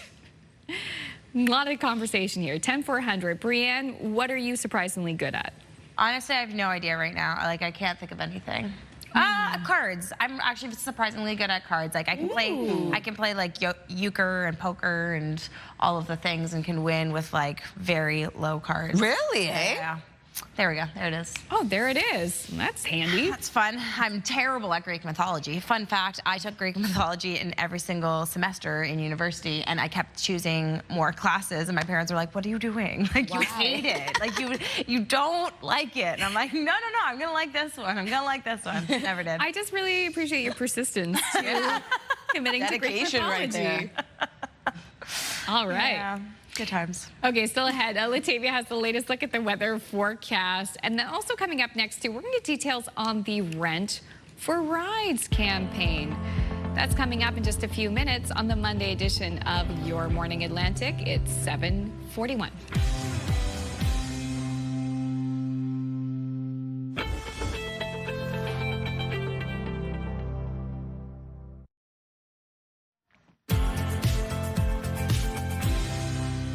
A beautiful sunny start to the day in Summerside. Welcome back. The time now is 7:44. 14 degrees as you head outdoors, and sunshine will be sticking around into the afternoon.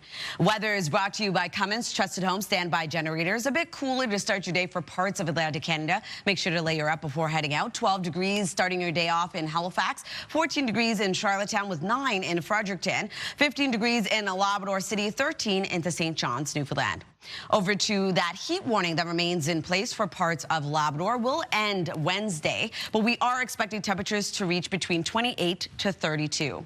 Here's a look at our forecast timeline. We saw a bit of fog early this morning, already beginning to burn off. Cloud coverage for parts of the region, but for the most part, seeing sunshine starting off your day. We do have showers and a risk of thunderstorms moving in for parts of Labrador. Into Newfoundland, periods of drizzle expected throughout the day today. And then for parts of Cape Breton Island, eastern Nova Scotia, we do have some isolated drizzle expected this afternoon. Into this evening, a chance of drizzle and or showers will move in for parts of mainland Nova Scotia, as well as sticking around into Cape Breton Island. That will take us into our forecast for Tuesday morning. We will be seeing a bit of wet weather start off your day before clearing out, leaving sunshine across all 3 maritime provinces. If you are wondering about precipitation totals, looking at around 2 to 5 millimeters for Truro and Lunenburg. The heaviest being into Labrador City at 10 to 20 millimeters, and then parts of Newfoundland holding on to around 2 to 5 millimeters as well. For our forecast today for New Brunswick, daytime highs heating up around 23 in Grand Manan, up to 28. Lots of sunshine remains across the province today with light wind expected as well. For Prince Edward Island, highs between 22 degrees in Surrey, up to 24 in Summerside and Charlottetown. Lots of sunshine with increasing cloudiness into the afternoon, but still being left with a mix of sun and cloud. For Cape Breton, eastern Nova Scotia, some isolated drizzles throughout your day today. Lots of sunshine for much of eastern Nova Scotia, though. Daytime highs ranging from 17 degrees in Canso up to 26 in Truro. And then for the rest of Nova Scotia, a mix of sun and cloud throughout your day today with highs between 21 degrees in Bridgewater up to 26 in Middleton and Kentville. We are going to see evening drizzle for mainland Nova Scotia. And then for Labrador City, wet weather throughout the day today with showers and a risk of thunderstorms with a high of 22. 14 degrees into St. John's, Newfoundland, looking at some scattered drizzle throughout your day. Brianne? Yeah. An apartment building in Halifax has launched a new campaign that's getting a lot of attention for potentially solving 2 problems at once. Agency Art Lofts is allowing anyone to trade in their car for the chance to live rent-free for up to a year. So here to explain the campaign is Amanda McDonald, the Director of Brand and Marketing for Sidewalk Red. Good morning. Hi. This is cool. So how exactly does Cars for Rent campaign work? So yeah, Rides for Rent is basically you trade in your car with our dealership partner. We're not all of a sudden becoming a car dealership at the same time.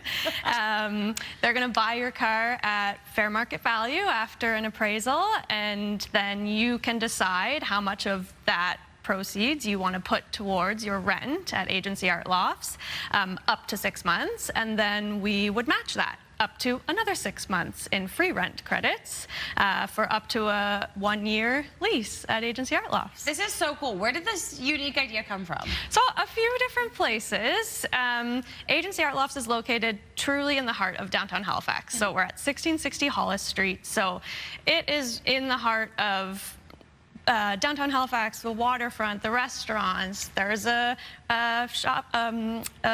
grocery store across the street. There's an NSLC. Like, it truly has everything you need to kind of shift into that downtown lifestyle and maybe go car free. And it's certainly not for everyone. We're not trying to convince the masses that you should get rid of your car. But if it's an idea that you've been kind of percolating and thinking about, and then this, we want to incentivize you for that.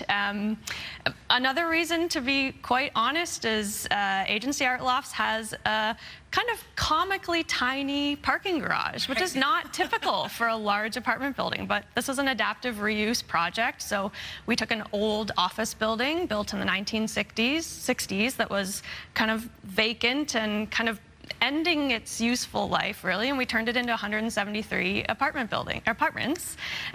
They're super unique, hard lofts, like kind of industrial style. So part of that inheritance was a very small parking garage. So we're already leaning into people who are open to that, people who are biking, using car share programs, or taking transit, hopping on the ferry, or people who just kind of work downtown and their life is downtown. So we naturally have to attract those tenants anyways. Right. So now we're just adding a little bit of incentive to kind of finish our lease up project there. Okay, so has anyone traded in a car yet? Not yet. Okay. But we've gotten some submissions, so I have those off to our dealership for their appraisal, and working with those people to get them in for a tour, which is obviously kind of one of the steps of the process. We want to get people in so they can see the building, see the suites, and just make sure that it's where they want to live. Absolutely. Yeah. Yeah. I mean, you talked about how that old building has been converted, but people who live there, what do they like about the space? Oh, it's a pretty spectacular project, to be honest.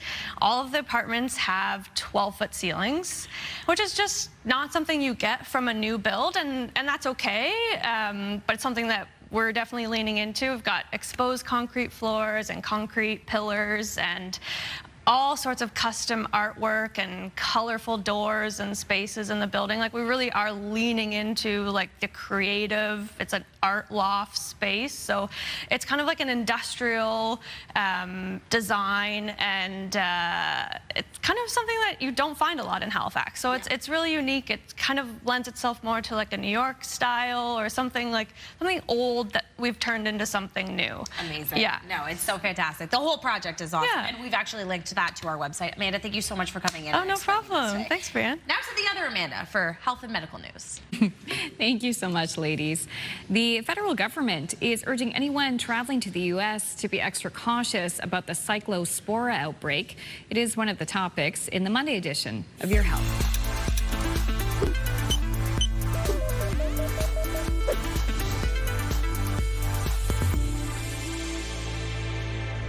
Thousands of suspected cases of stomach illness have been linked to contaminated lettuce.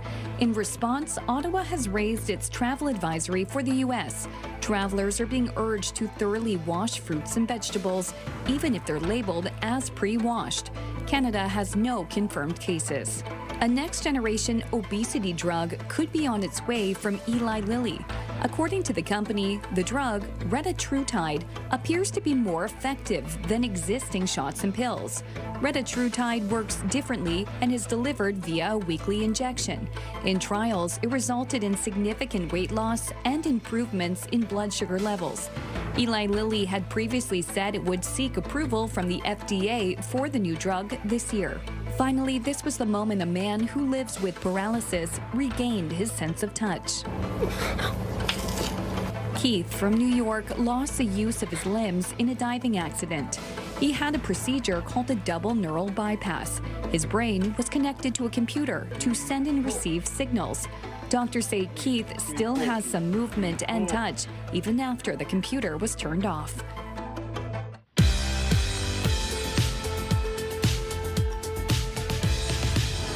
We just have one milestone to pass along for you. It's a 60th anniversary for David and Eldora Sherwood of Steve's Mountain, New Brunswick. Oh, well, we love to see it. Congratulations, 60 years. Of course, to see your milestone again or to find out how to submit one, visit our website by scanning the QR code on your screen. And a reminder that milestones must be received 2 weeks in advance. So when it comes to fashion, some items just seem to give you a whole new personality when you put them on. Absolutely, and that's the case for a self-described theater kid who loves to rummage around in Grandma's closet. ABC's Danny New has that story. NYC. It's something we probably all used to do. Break the lock, post my bail, done my time, I'm out of jail. But who knew it could still be so fun as an adult? How long have you been playing in your grandma's closet? I've been playing in my grandma's closet since I was a kid. A few weeks ago, millions and millions on social media were delighted as stage actress Alana Rose Wallenstein got to play dress up one more time in her grandma's closet. As you can see, the woman she calls her Oma could not stop laughing. She actually offers for me to go into the closet every time I'm over there because of how much I've loved it my whole life. This took place during a recent family trip to all stay at Oma's house in New Jersey, where she has lived for 55 years. And at the moment, Alana is currently getting ready to play this role from Annie in an upcoming production. So while she was, per tradition, in her grandmother's closet, I saw that coat, I thought of that role and that song, and then I turned and saw 2 suitcases, and I was like, I think the family is getting a show today, whether they like it or not. So how come I'm the mother of the year? And how could any theater kid stop at just one rendition with so much material to work with? For example, this dress is what Oma wore to Alana's father's bar mitzvah around 50 years ago. One commenter writing, "This was me as a child, giving full performances to the family and forcing them to watch until I was done." However, Alana says she doesn't think her Oma was complaining too much. She rarely gets to see me perform anymore because she's a little bit more homebound now. So I think a lot of the delight was in the full-out performance that was taking place in her living room. By the way, Oma used to be a kindergarten teacher, and Alana says she actually heard from one of her former students because of this video, which was a very special moment for Oma. In New York, for ABC News, I'm Danny New. All right, taking another look at our 3-day forecast. Sunshine for New Brunswick today with a high of 26, warming up to 28 on Tuesday. Sunshine remains in the forecast midweek on Wednesday, heating up to 29. For Nova Scotia, 26 degrees today, looking at lots of sunshine for much of the province, although we do have periods of drizzle and or showers for Cape Breton Island, moving into mainland Nova Scotia into the evening. 26 degrees on Tuesday, starting off with a bit of wet weather. Will clear out, though, into the afternoon, leaving a mix of sun and cloud, and sunshine returns on Wednesday with a high of 27. For Prince Edward Island, 24 degrees rather today with mainly sunny skies. 26 on Tuesday, holding on to sunshine into the forecast on Wednesday with a high of 27. Time now is 7:55. We'll be right back.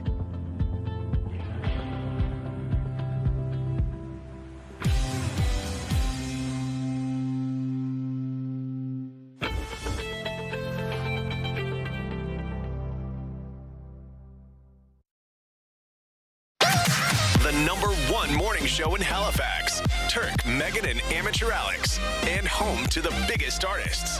Halifax's #1 hit music station.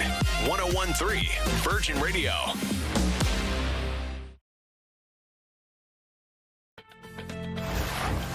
It's Monday, July 27th. Today on Your Morning Atlantic, Cape Breton hopes to represent the country at Miss Universe. We'll have the story just ahead in your news headlines. And inclusion and fun for all. We get a preview of Club Inclusion summer camps. That's coming up in this half hour of Your Morning Atlantic.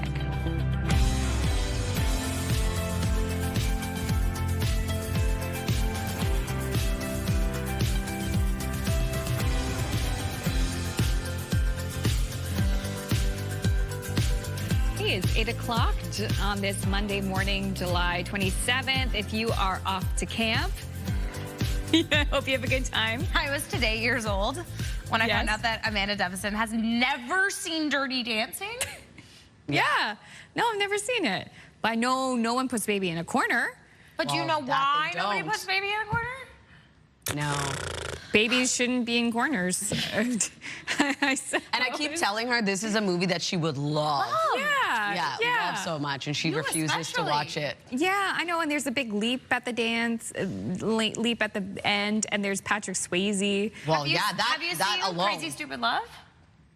No, not at all.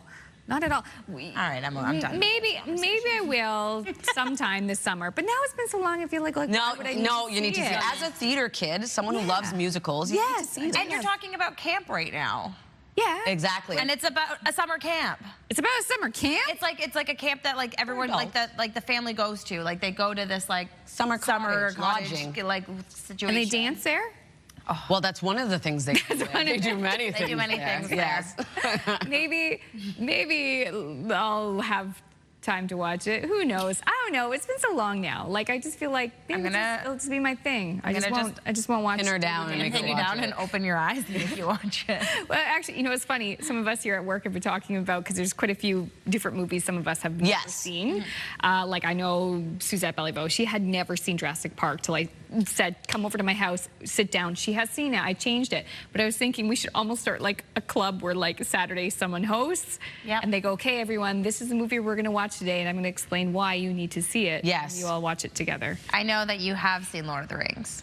So at least I don't have to the extended edition. Every year. Every year.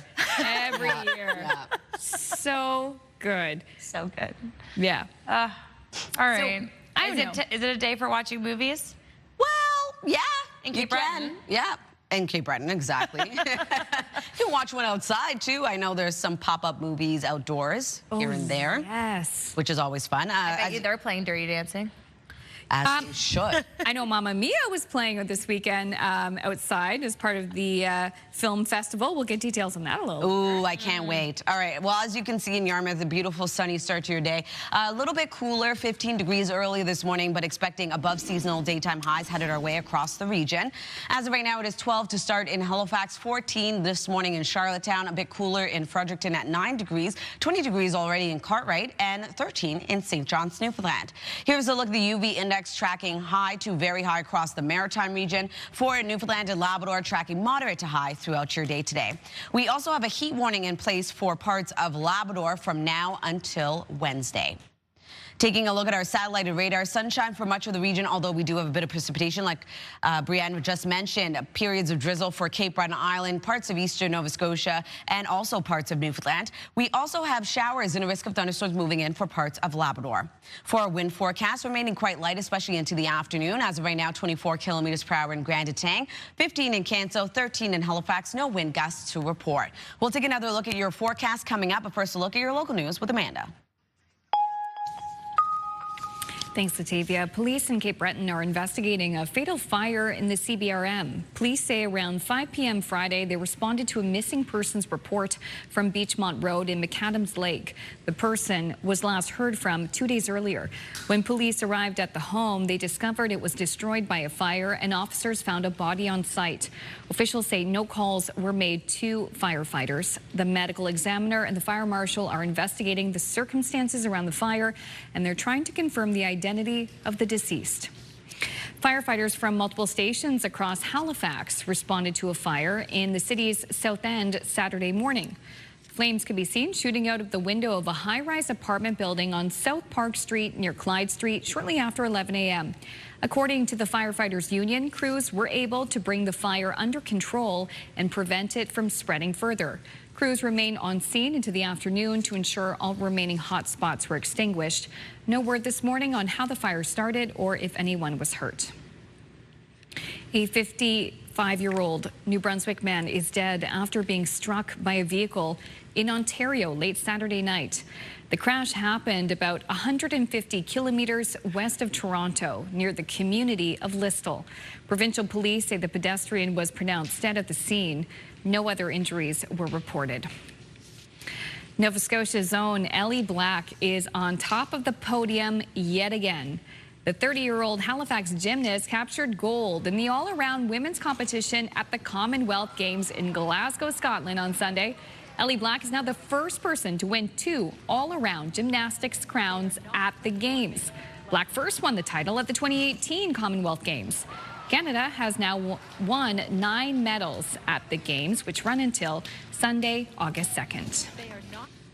Someone in New Brunswick may be $1 million richer. Atlantic Lottery says a Lotto 649 ticket with a guaranteed prize of $1 million was sold in Carleton County. It was for the Saturday, July 25th draw. Atlantic Lottery says details on the winner will be released as soon as they come forward. Well, you've likely seen this flood your social media. People have been flocking to Nova Scotia's Canso Causeway to catch a rare sighting of an orca.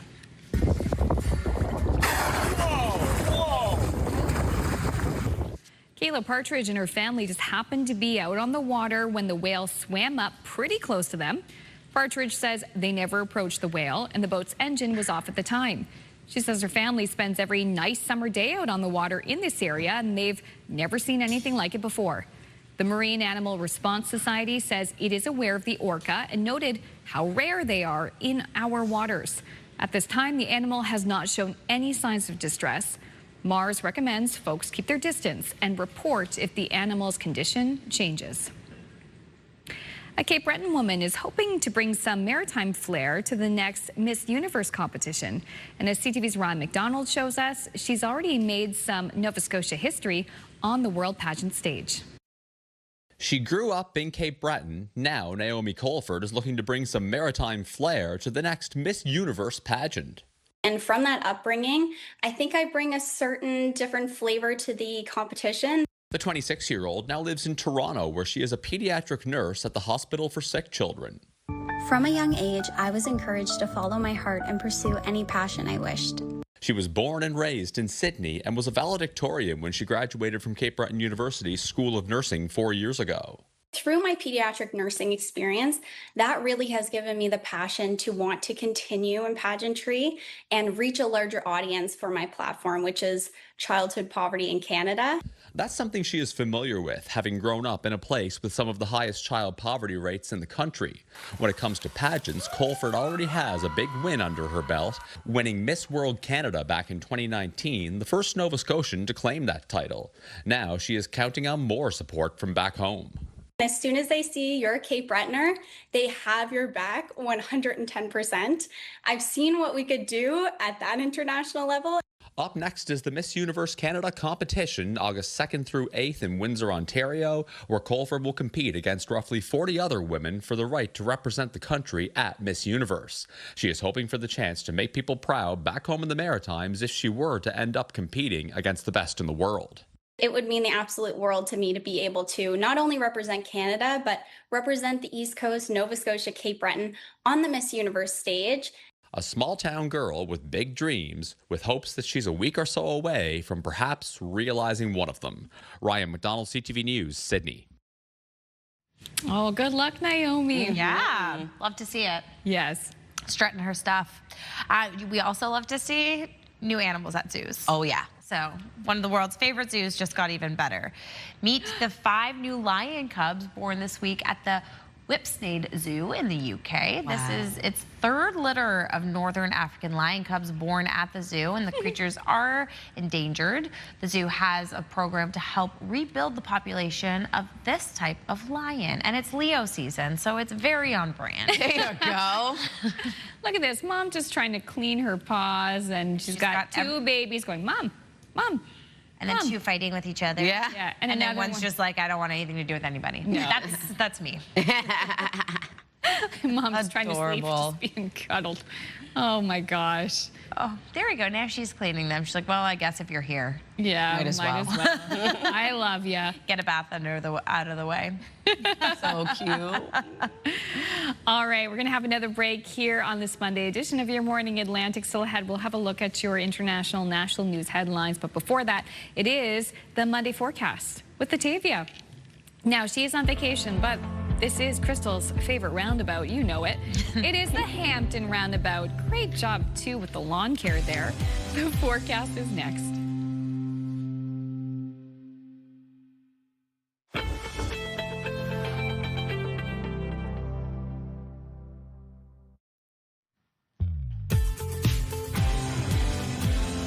Welcome back. The time now is 8:13. Taking a live look at Blue Nose Drive. Beautiful sunny start to your day. As of right now, it is 16 degrees as you head outdoors this morning. Weather is brought to you by Cummins Trusted Home Standby Generators. Temperatures slowly beginning to rise, although still feeling a bit cooler for parts of the region. 14 degrees right now in Halifax, 18 already in Charlottetown, 12 degrees in Fredericton, 21 in Happy Valley Goose Bay, with 13 degrees into St. John's, Newfoundland. We do have a heat warning in place for parts of Labrador until Wednesday, dealing with temperatures ranging from 28 to 32. So make sure to stay hydrated. Keep in mind sun safety. We are going to see sunshine across much of the region today. Fog already beginning to burn off. Cloud coverage slowly breaking down, leaving sunshine in your area. We do have precipitation moving in, though, for parts of Labrador, showers and a risk of thunderstorms. We're looking at a chance of drizzle and or showers for parts of Newfoundland into Cape Breton Island this afternoon as well. And then into this evening, a chance of showers and or drizzle will move in for parts of mainland Nova Scotia. That brings us into tonight. We are going to see fog also developing, taking us into early Tuesday morning. A wet start to the day before precipitation clears out, leaving sunshine for the Maritime region. If you're wondering about precipitation totals, only seeing around 2 to 5 millimeters for parts of Lunenburg and Truro. For Labrador, the heavies being 10 to 20 millimeters for Labrador City, and only seeing around 2 to 5 millimeters for parts of Newfoundland. For our forecast today for New Brunswick, daytime highs will range from 23 degrees in Grand Manan up to 28. Lots of sunshine remains in the forecast throughout the day today, with light wind also expected. For Prince Edward Island, highs between 22 degrees in Surrey up to 24 in Charlottetown. Lots of sunshine with increasing cloudiness into the afternoon, still being left, though, with a mix of sun and cloud. For Cape Breton, eastern Nova Scotia, although we will be seeing sunshine for this part of the province, we do have a chance of some isolated drizzle throughout the day. Highs will range from 17 degrees in Canso up to 27 into Truro. For the rest of Nova Scotia, a mix of sun and cloud throughout the day today, with highs between 21 degrees in Bridgewater up to 26 in Middleton and Kentville. But we do have some evening drizzle and or showers moving in from mainland Nova Scotia. For Labrador City, wet weather throughout the day today with a high of 21 degrees, showers and a risk of thunderstorms. 15 degrees for St. John's, Newfoundland, looking at a chance of drizzle throughout your day. That's a look at your weather forecast. Going to throw things over to Amanda. Thank you, Latavia. National and international news now. One suspect was arrested and police still searching for another after a shooting that killed 3 people on Sunday at a crowded Seattle food festival. 2 people died at the scene and a third died at hospital. 4 others were wounded and remain hospitalized, including a 2-year-old boy. Police say gunfire erupted around 6 p.m. in the waning hours of the annual 3-day Bite of Seattle food festival at the sprawling Seattle Center Events Campus. Investigators believe the 2 were shooting at each other, and there is no ongoing threat to the public. After months of cross-border controversy over revenue sharing, the Gordie Howe International Bridge is set to open today. It was back in February that U.S. President Donald Trump insisted the U.S. would have to get compensated before he would allow the bridge to open. Canada paid to build the $6.4 billion structure connecting Windsor, Ontario with Detroit, Michigan, under a deal struck in 2012 to recoup its costs before sharing the toll revenues. But Ottawa subsequently agreed to make some adjustments. Canada held a ceremony on Friday to help mark the opening, but a joint celebration with the U.S. was nixed after the Trump administration threatened new tariffs. A new report released this morning by the Canadian Medical Association Journal backs up what many Canadians already suspect. Canada's ER doctors are burnt out, and 1 in 10 are now leaving the specialty. For more on this report, we bring in CTV's Scott Hurst. Scott, can you tell us a bit more about what the study found was creating this burnout for these physicians? Good morning, Amanda. This really paints a troubling picture on the state of the Canadian healthcare system. As you mentioned, focusing in on the emergency department, really saying that this is a crisis overall for the Canadian healthcare system, not just focusing on the ER. Now, out of the total respondents, it found that 10% have already left the specialty, leaving even fewer emergency physicians, which is ultimately compounding the growing crisis. Also, just under half have reduced clinical hours to deal with stress, to deal with burnout, and some 20% had taken time off from emergency medicine as well. As the report highlights how Canadian emergency staff are dealing with record patient visits, long wait times, and department overcrowding, leading to significant burnout, not just limited to one region or one province, but really an issue and a serious concern coast to coast. According to the national survey, the prevailing theme was that the healthcare system is broken. Respondents say they're often facing unrealistic societal expectations, including dealing with non-emergency issues day or night, and that physicians could no longer meet the demands from patients, and that physician burnout ultimately is a patient safety risk. That is why this report should be troubling for everyone, even if we are not connected to the medical field, because this can potentially impact all of us at a time when, of course, we all need it most, when we need that emergency medical care, Amanda. Let's stick with the ripple effects from this that you touched on, Scott, because as you mentioned, it's not just emergency department physicians that are leaving, it's also having other impacts as well. The ripple effect can really be felt far and wide throughout the Canadian healthcare system. Of course, these issues are never found in a bubble. You have a lack of funding or a lack of support or lack of resources in one field, it ultimately impacts another one. As you mentioned, there is a ripple effect here, really a snowball effect. Many felt that the emergency department, Amanda, was ultimately making up for shortfalls throughout the healthcare system with fewer resources and little support, and the expectation was that the situation will only get worse. Ultimately, addressing the issue, according to the report, would require addressing the lack of hospital and long-term care capacity, holding those to account at all levels of government to ensure that there is secure and adequate funding by investing also in geriatric emergency care and expanding non-emergency department staff to really fully support patients' needs beyond the emergency room. So that is why this is concerning really across the board when it comes to not just emergency care, but overall at the healthcare level, how much more is needed in terms of funding, in terms of support as well, because this is an issue that can impact all of us. Absolutely, and that report just coming out this morning from CMAJ. Scott, thank you so much for your time this morning. Thanks, Amanda. CTV's Scott Hurst reporting live for us from our national newsroom in Toronto. We're going to have another break here on Your Morning Atlantic, but please stay with us. We'll get details on Club Inclusion and their summer camp. That's on the other side of this break. Please stay with us.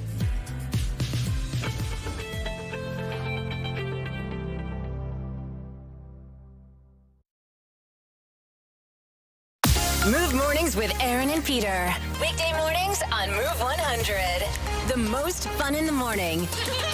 And home of the $1,000 minute. Only on Move 100 Halifax.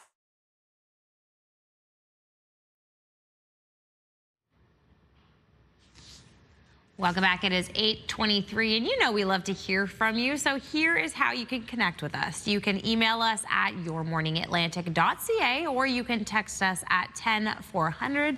Standard messaging rates do apply. We love to hear from you, especially if you're sending us photos of your pets. Time now to check in with Mike Lamb.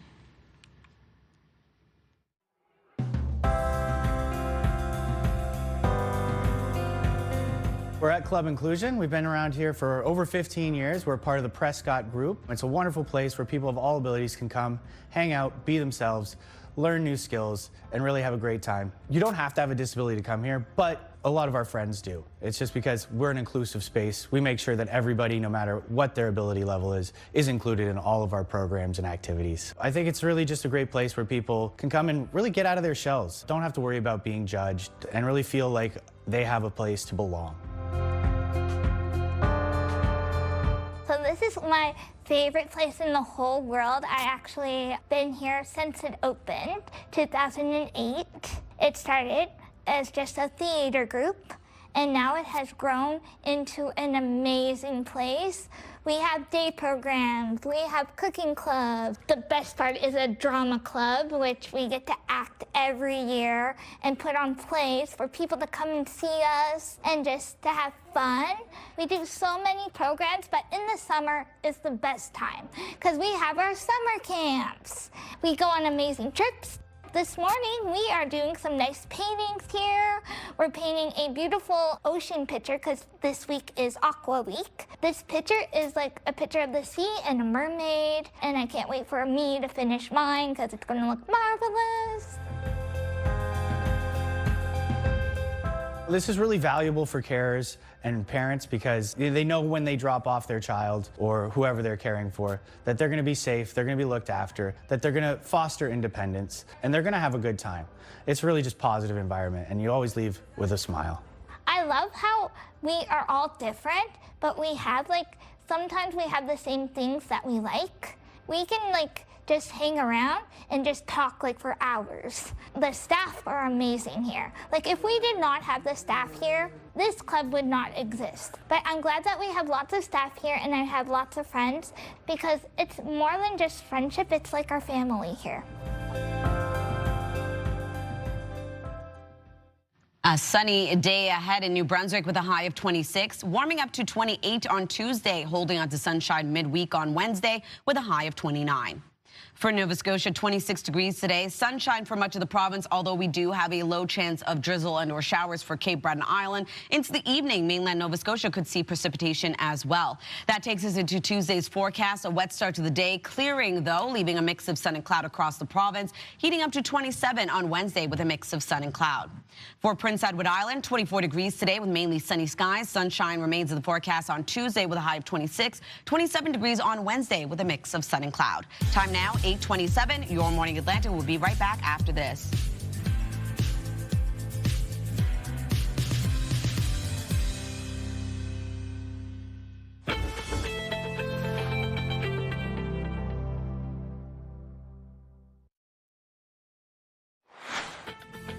Coming up in this half hour, Lights, Camera, Film Fest. The Atlantic International Film Festival will be here before you know it. We'll get details on the opening night film and its East Coast connection in about 15 minutes here on Your Morning Atlantic.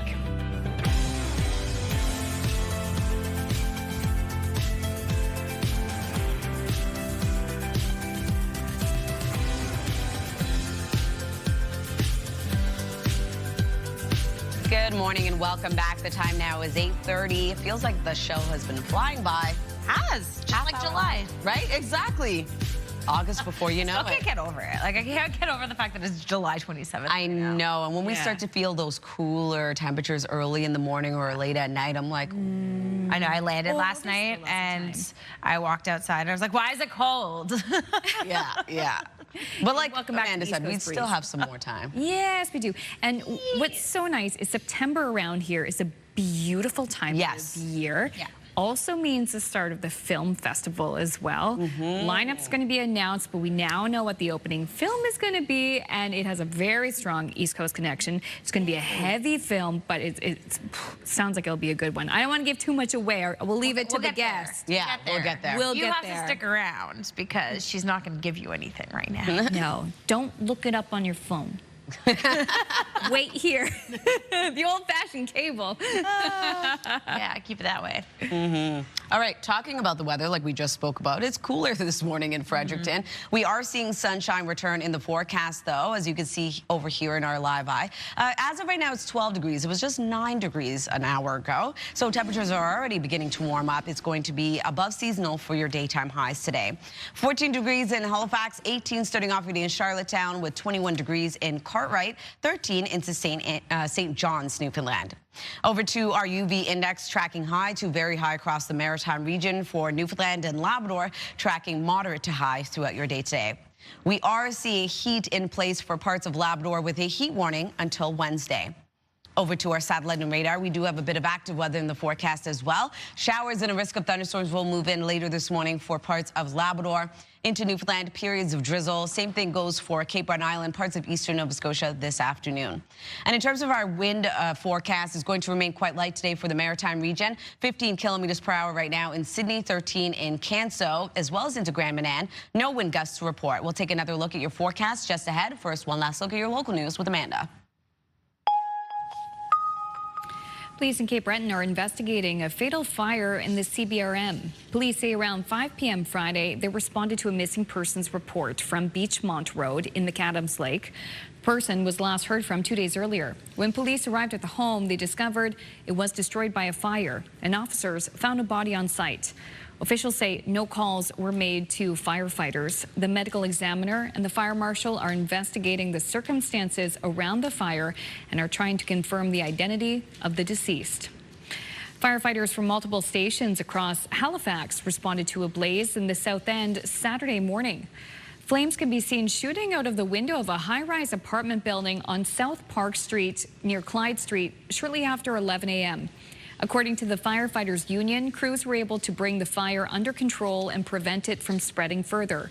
Crews remained on the scene into the afternoon to ensure all hotspots were extinguished. No word this morning on how the fire started or if anyone was hurt. A 55-year-old New Brunswick man is dead after being struck by a vehicle in Ontario late Saturday night. The crash happened about 150 kilometers west of Toronto near the community of Listowel. Provincial police say the pedestrian was pronounced dead at the scene. The crash is still under investigation. Across the pond, Nova Scotia's Ellie Black is on top of the podium yet again. The 30-year-old Halifax gymnast captured gold in the all-around women's competition at the Commonwealth Games in Glasgow, Scotland on Sunday. Ellie Black is now the first person to win 2 all-around gymnastics crowns at the Games. She won the last one in 2018. Canada has now won 9 medals at the Games, which continue for another week. People have been flocking to Nova Scotia's Canso Causeway to catch this rare sighting of an orca.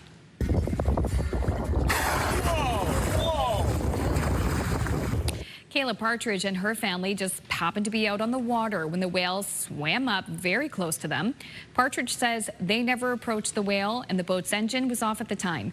She says her family spends every nice summer day out on the water in that area and they've never seen anything like it before. The Marine Animal Response Society says it is aware of the orca and noted how rare they are in our waters. At this time, the animal has not shown any signs of distress. Mars recommends people keep their distance and report if the animal's condition changes. On land, this year marks 100 years since Cape Breton's Johnny Miles won the Boston Marathon for the first time. And this weekend, people laced up in his home community to honor his legacy. Here's CTV's Ryan McDonald. Okay, on your mark, get set, let's go. Have a great run, everybody. When people running the Johnny Miles 5K road race took their first steps on Saturday morning, they did so underneath the statue of the Sydney Mines man who became a Boston Marathon champion a century ago. Like just a small place, and he went and he took on the world. The son of a coal miner put his hometown on the map when he came first in Boston in 1926, then won the world's most famous foot race again 3 years later. The winner of Saturday's race calls it a feat that still inspires people around here. Because you don't have to come from a big place. It's the size of the spirit, not the size of the town. I went to Jubilee Elementary as a child, and so every day walking to school, I would go past the Johnny Miles statue that's just right behind us. Claire Maxwell, who grew up in Sydney Mines, has always been able to relate to Miles' humble origin story. You know, the famous $1 shoes. And she feels there is a lesson that goes beyond running. Even though you might come from struggle, I think passion and determination is what can bring someone success. And I actually wore it to Boston in 2017 for inspiration while I was running. Ann Doyle showed up on Saturday wearing this replica of the shirt that Miles wore on his big day 100 years back. Now in her 70s and a Boston marathoner herself, she may just be living proof of a piece of his legacy. I guess that anybody can run. And Johnny Miles was a good runner from Sydney Mines that made his way to the top of the running world. A community that still remembers its favorite son a century after he first made them proud. Ryan McDonald, CTV News, Sydney Mines. Thank you, Ryan. I want to know if Candace from Cape Breton, one of the viewers who always weighs in on our Move Morning Chat, she's a big runner in the area. I want to know if she was probably there. Probably. If I had to bet. I like it. Yeah. Love it, love it, love it. Iconic Canadian. Speaking of iconic Canadians, there is some potentially huge news for Celine Dion fans in Canada. According to an article in Billboard Canada, talks are happening for Celine Dion to perform in Montreal at the Olympic Stadium. The shows are dependent on the completion of renovations at the site, which are scheduled for 2028. We already know Celine Dion has a sold-out residency in Paris that starts in September.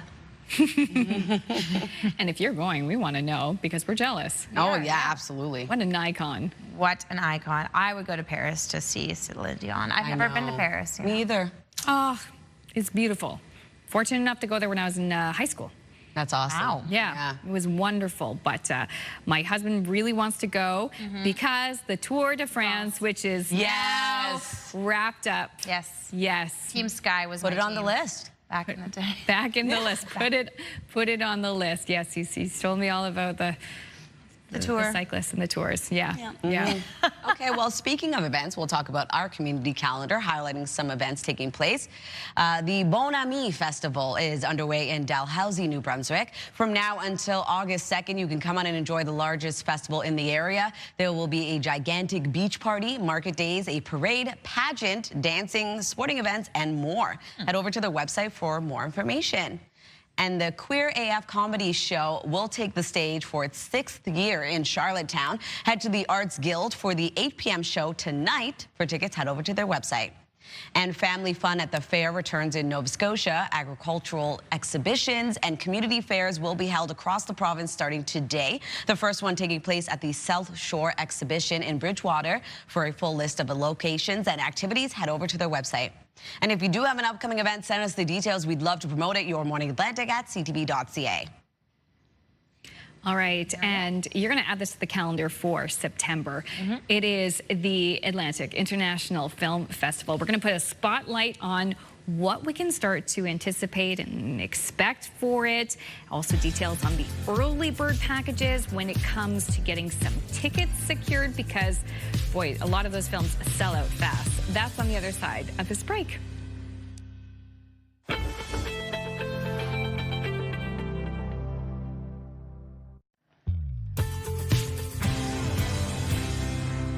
A beautiful day ahead in Antigonish. Welcome back. The time now is 8:43. 15 degrees to start your day with lots of sunshine sticking around into the afternoon. Weather is brought to you by Cummins Trusted Home Standby Generators. Cool to start, but temperatures already beginning to rise. 14 degrees right now in Halifax with 16 starting off your day in Yarmouth. 12 degrees in Fredericton with 18 in Charlottetown. 21 in Happy Valley Goose Bay and 14 into St. John's, Newfoundland. Holding on to heat for parts of Labrador with a heat warning until Wednesday. Could see temperatures ranging between 28 to 32. So make sure to practice sun safety and stay hydrated. We are going to see sunshine for much of Atlantic Canada today as fog begins to burn off. Cloud coverage breaks down, but we do have precipitation tracking in the region as well. Showers and a risk of thunderstorms will move in for parts of Labrador into Newfoundland and parts of Cape Breton Island, looking at a chance of some drizzle and or showers. Into this evening, we are going to see a chance of showers also move in for parts of mainland Nova Scotia. That will take us into early Tuesday, where we do have a wet start to the day, but that precipitation will clear out, leaving sunshine across all 3 maritime provinces. If you're wondering about precipitation totals, going to remain quite light for parts of Nova Scotia, seeing only around 2 to 5 millimeters. For Labrador City, looking at 10 to 20 millimeters and only 2 to 5 millimeters as well for parts of Newfoundland. For forecast today for New Brunswick, daytime highs will be heating up around 23 degrees in Grand Manan, up to 28. Lots of sunshine remains in the forecast across the province and also seeing light wind expected. For Prince Edward Island, highs between 22 degrees in Surrey, up to 24 in Charlottetown. Increasing cloudiness into the afternoon, but still being left with a mix of sun and cloud with light wind out of the northeast, only getting around 10 kilometers per hour. For Cape Breton, eastern Nova Scotia, we will be seeing sunshine for this part of the province, but also seeing a chance of some isolated drizzle moving in later this afternoon. Daytime highs ranging from 17 degrees in Canso up to 27 into Truro. For the rest of Nova Scotia, lots of sunshine throughout your day with a mix of sun and cloud. Daytime highs between 21 degrees in Bridgewater, up to 26 in both Middleton and Kentville. Evening drizzle is expected for mainland Nova Scotia this evening. For Labrador City, looking at showers and a risk of thunderstorms throughout the day with a high of 21. 15 degrees into St. John's, Newfoundland, looking at some scattered drizzle throughout the day. That's a look at your weather. I'm going to throw things over to Brianne. Thank you, Latavia. Time to put the spotlight on the Atlantic International Film Festival because early bird ticket packages are now available for the week-long festival, which begins September 16th. It will open with the world premiere of 111 Echoes from Halifax, directed by Mario Mueller, a dramatization of the 1998 Swiss air crash off the coast of Peggy's Cove. So here to tell us more is Festival Executive Director Martha Cooley. Good morning, Martha. Good morning. Thanks so much for having me. Thank you for coming here this bright and early. I obviously need another coffee because Exactly. I can't get my words together. Okay, talk to us a little bit about why AIFF chose this film for opening night. Yeah, great question. I mean, obviously, this film has deep resonance in Nova Scotia with the dramatization of the real events that happened here. There was a lot of people, directly impacted, and those folks, it was only 26 years ago that the crash happened, so there's still a lot of memories and connections to that event. And I think it's a really important way to talk about that story again and to process some of those stories and emotions through cinema. Absolutely, absolutely. I know when my parents came to visit, that was one of the places that we went, the crash site, to go see. Yeah. Okay, so when can we learn more about the films this year? Yeah, so we've just announced the first title, which is our opening night film, and the rest of the program will be available mid-August. So August 12th. It's a bit of a wait, but actually, not really, not that's that like 2 much. weeks from now. Yeah, that's soon. Yeah, August 12th, all the films will be available online to peruse, our full digital catalog, and then 2 days later you can start buying tickets. So we've kind of staggered it so people can make their festival plan and then start buying tickets, because we do anticipate a lot of films will sell out. Yeah. We have a lot of local stuff, and that really brings the crowds out. So yeah, so you can plan your festival and then start buying tickets on the 14th. Amazing. Okay, so where can people go to buy those tickets? They're all online, atlanticfilmfestival.ca, and then starting in September we will have a physical box office in Cineplex Cinema Park Lane. Okay, perfect. Now, can you give us like a little bit of a sneak peek? Can you tell us any special guests that are coming this year? I can't. I feel like you guys always ask this question. The best thing to do is to follow our social media, because that kind of stuff gets announced there. And we'll, as soon as we know and as soon as we're able to talk about guests, that's where that kind of information will pop up. So Are we follow doing us on socials. Are we doing the outdoor again? We just did it. Okay. It was this weekend. Oh. Yeah, it was Mamma Mia. Okay, and how was it? It was amazing. Okay. Yeah, it was a full crowd. People dressed up. So we suggested that people could wear sort of like Mediterranean looks. People dressed up like Meryl Streep. I don't know if you remember, she wears these iconic overalls in the film. Oh, I know. So there was a lot of overall wearing, and just some fun like ABBA looks as well. It was awesome. I mean, this festival is amazing every single year for people who haven't been. But there's also the fun merch as well that goes along with it. Yeah, we've really expanded our merch line this year. We have toques, we have socks, which say Love Film on them, which is really cute. And we've actually produced, so we have this kind of retro mascot, which is a little fish with a sort of like a clapperboard for a mouth. Yep. It was actually our mascot in like the 90s, and then last year for our 45th anniversary, we brought it back because it's kind of kitschy and cool now.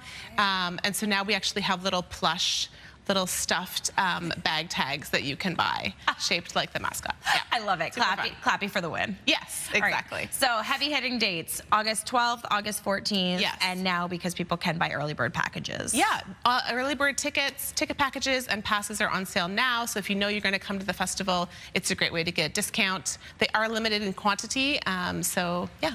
Amazing. Get ahead of the game. All right, get ahead of the game, and we have linked to that on our website as well so that you can get there and get your tickets. Thank you so much for joining us, Martha. Thank you. All right, we'll take a quick break, and we'll be right back after this.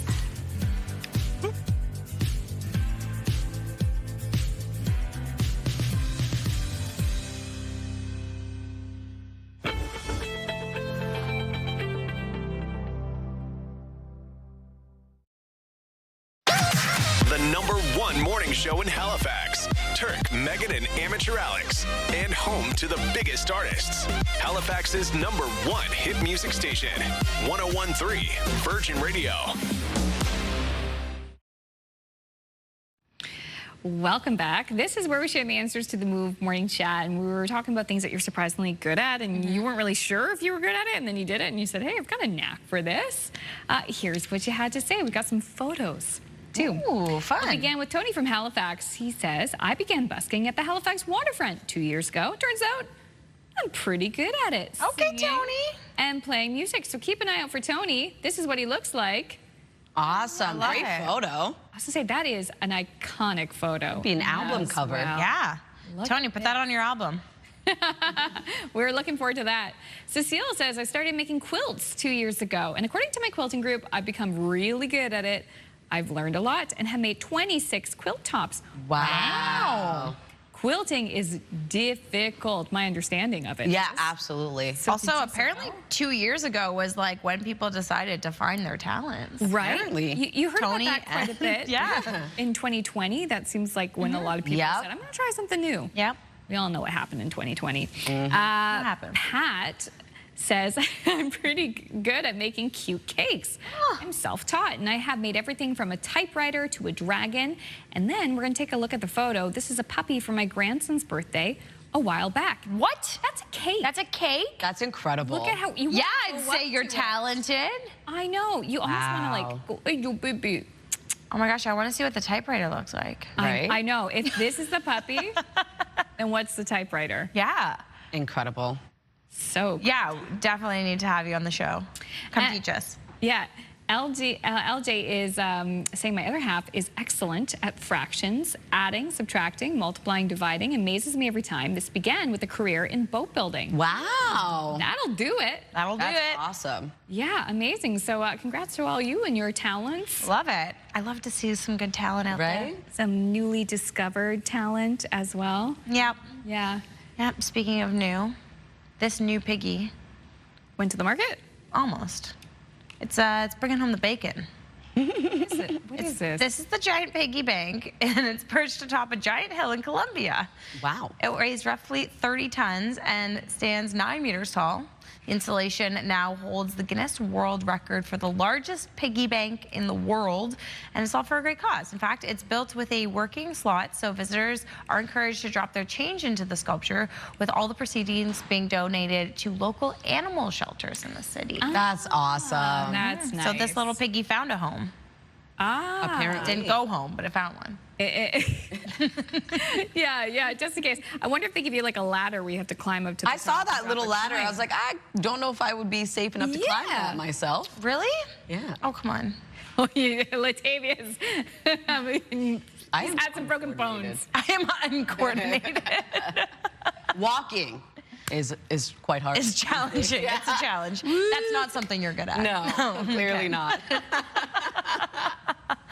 Oh, man. Well, I mean, that's our Monday show. Just like that. Yeah. In a blink of an eye. It really, really is, but it's great. So we're going to have you on for next 2 weeks. Crystal's off. Yep. So that's going to be great. So you're going to be keeping the center chair nice and warm. Yep. I'm going to practice reading.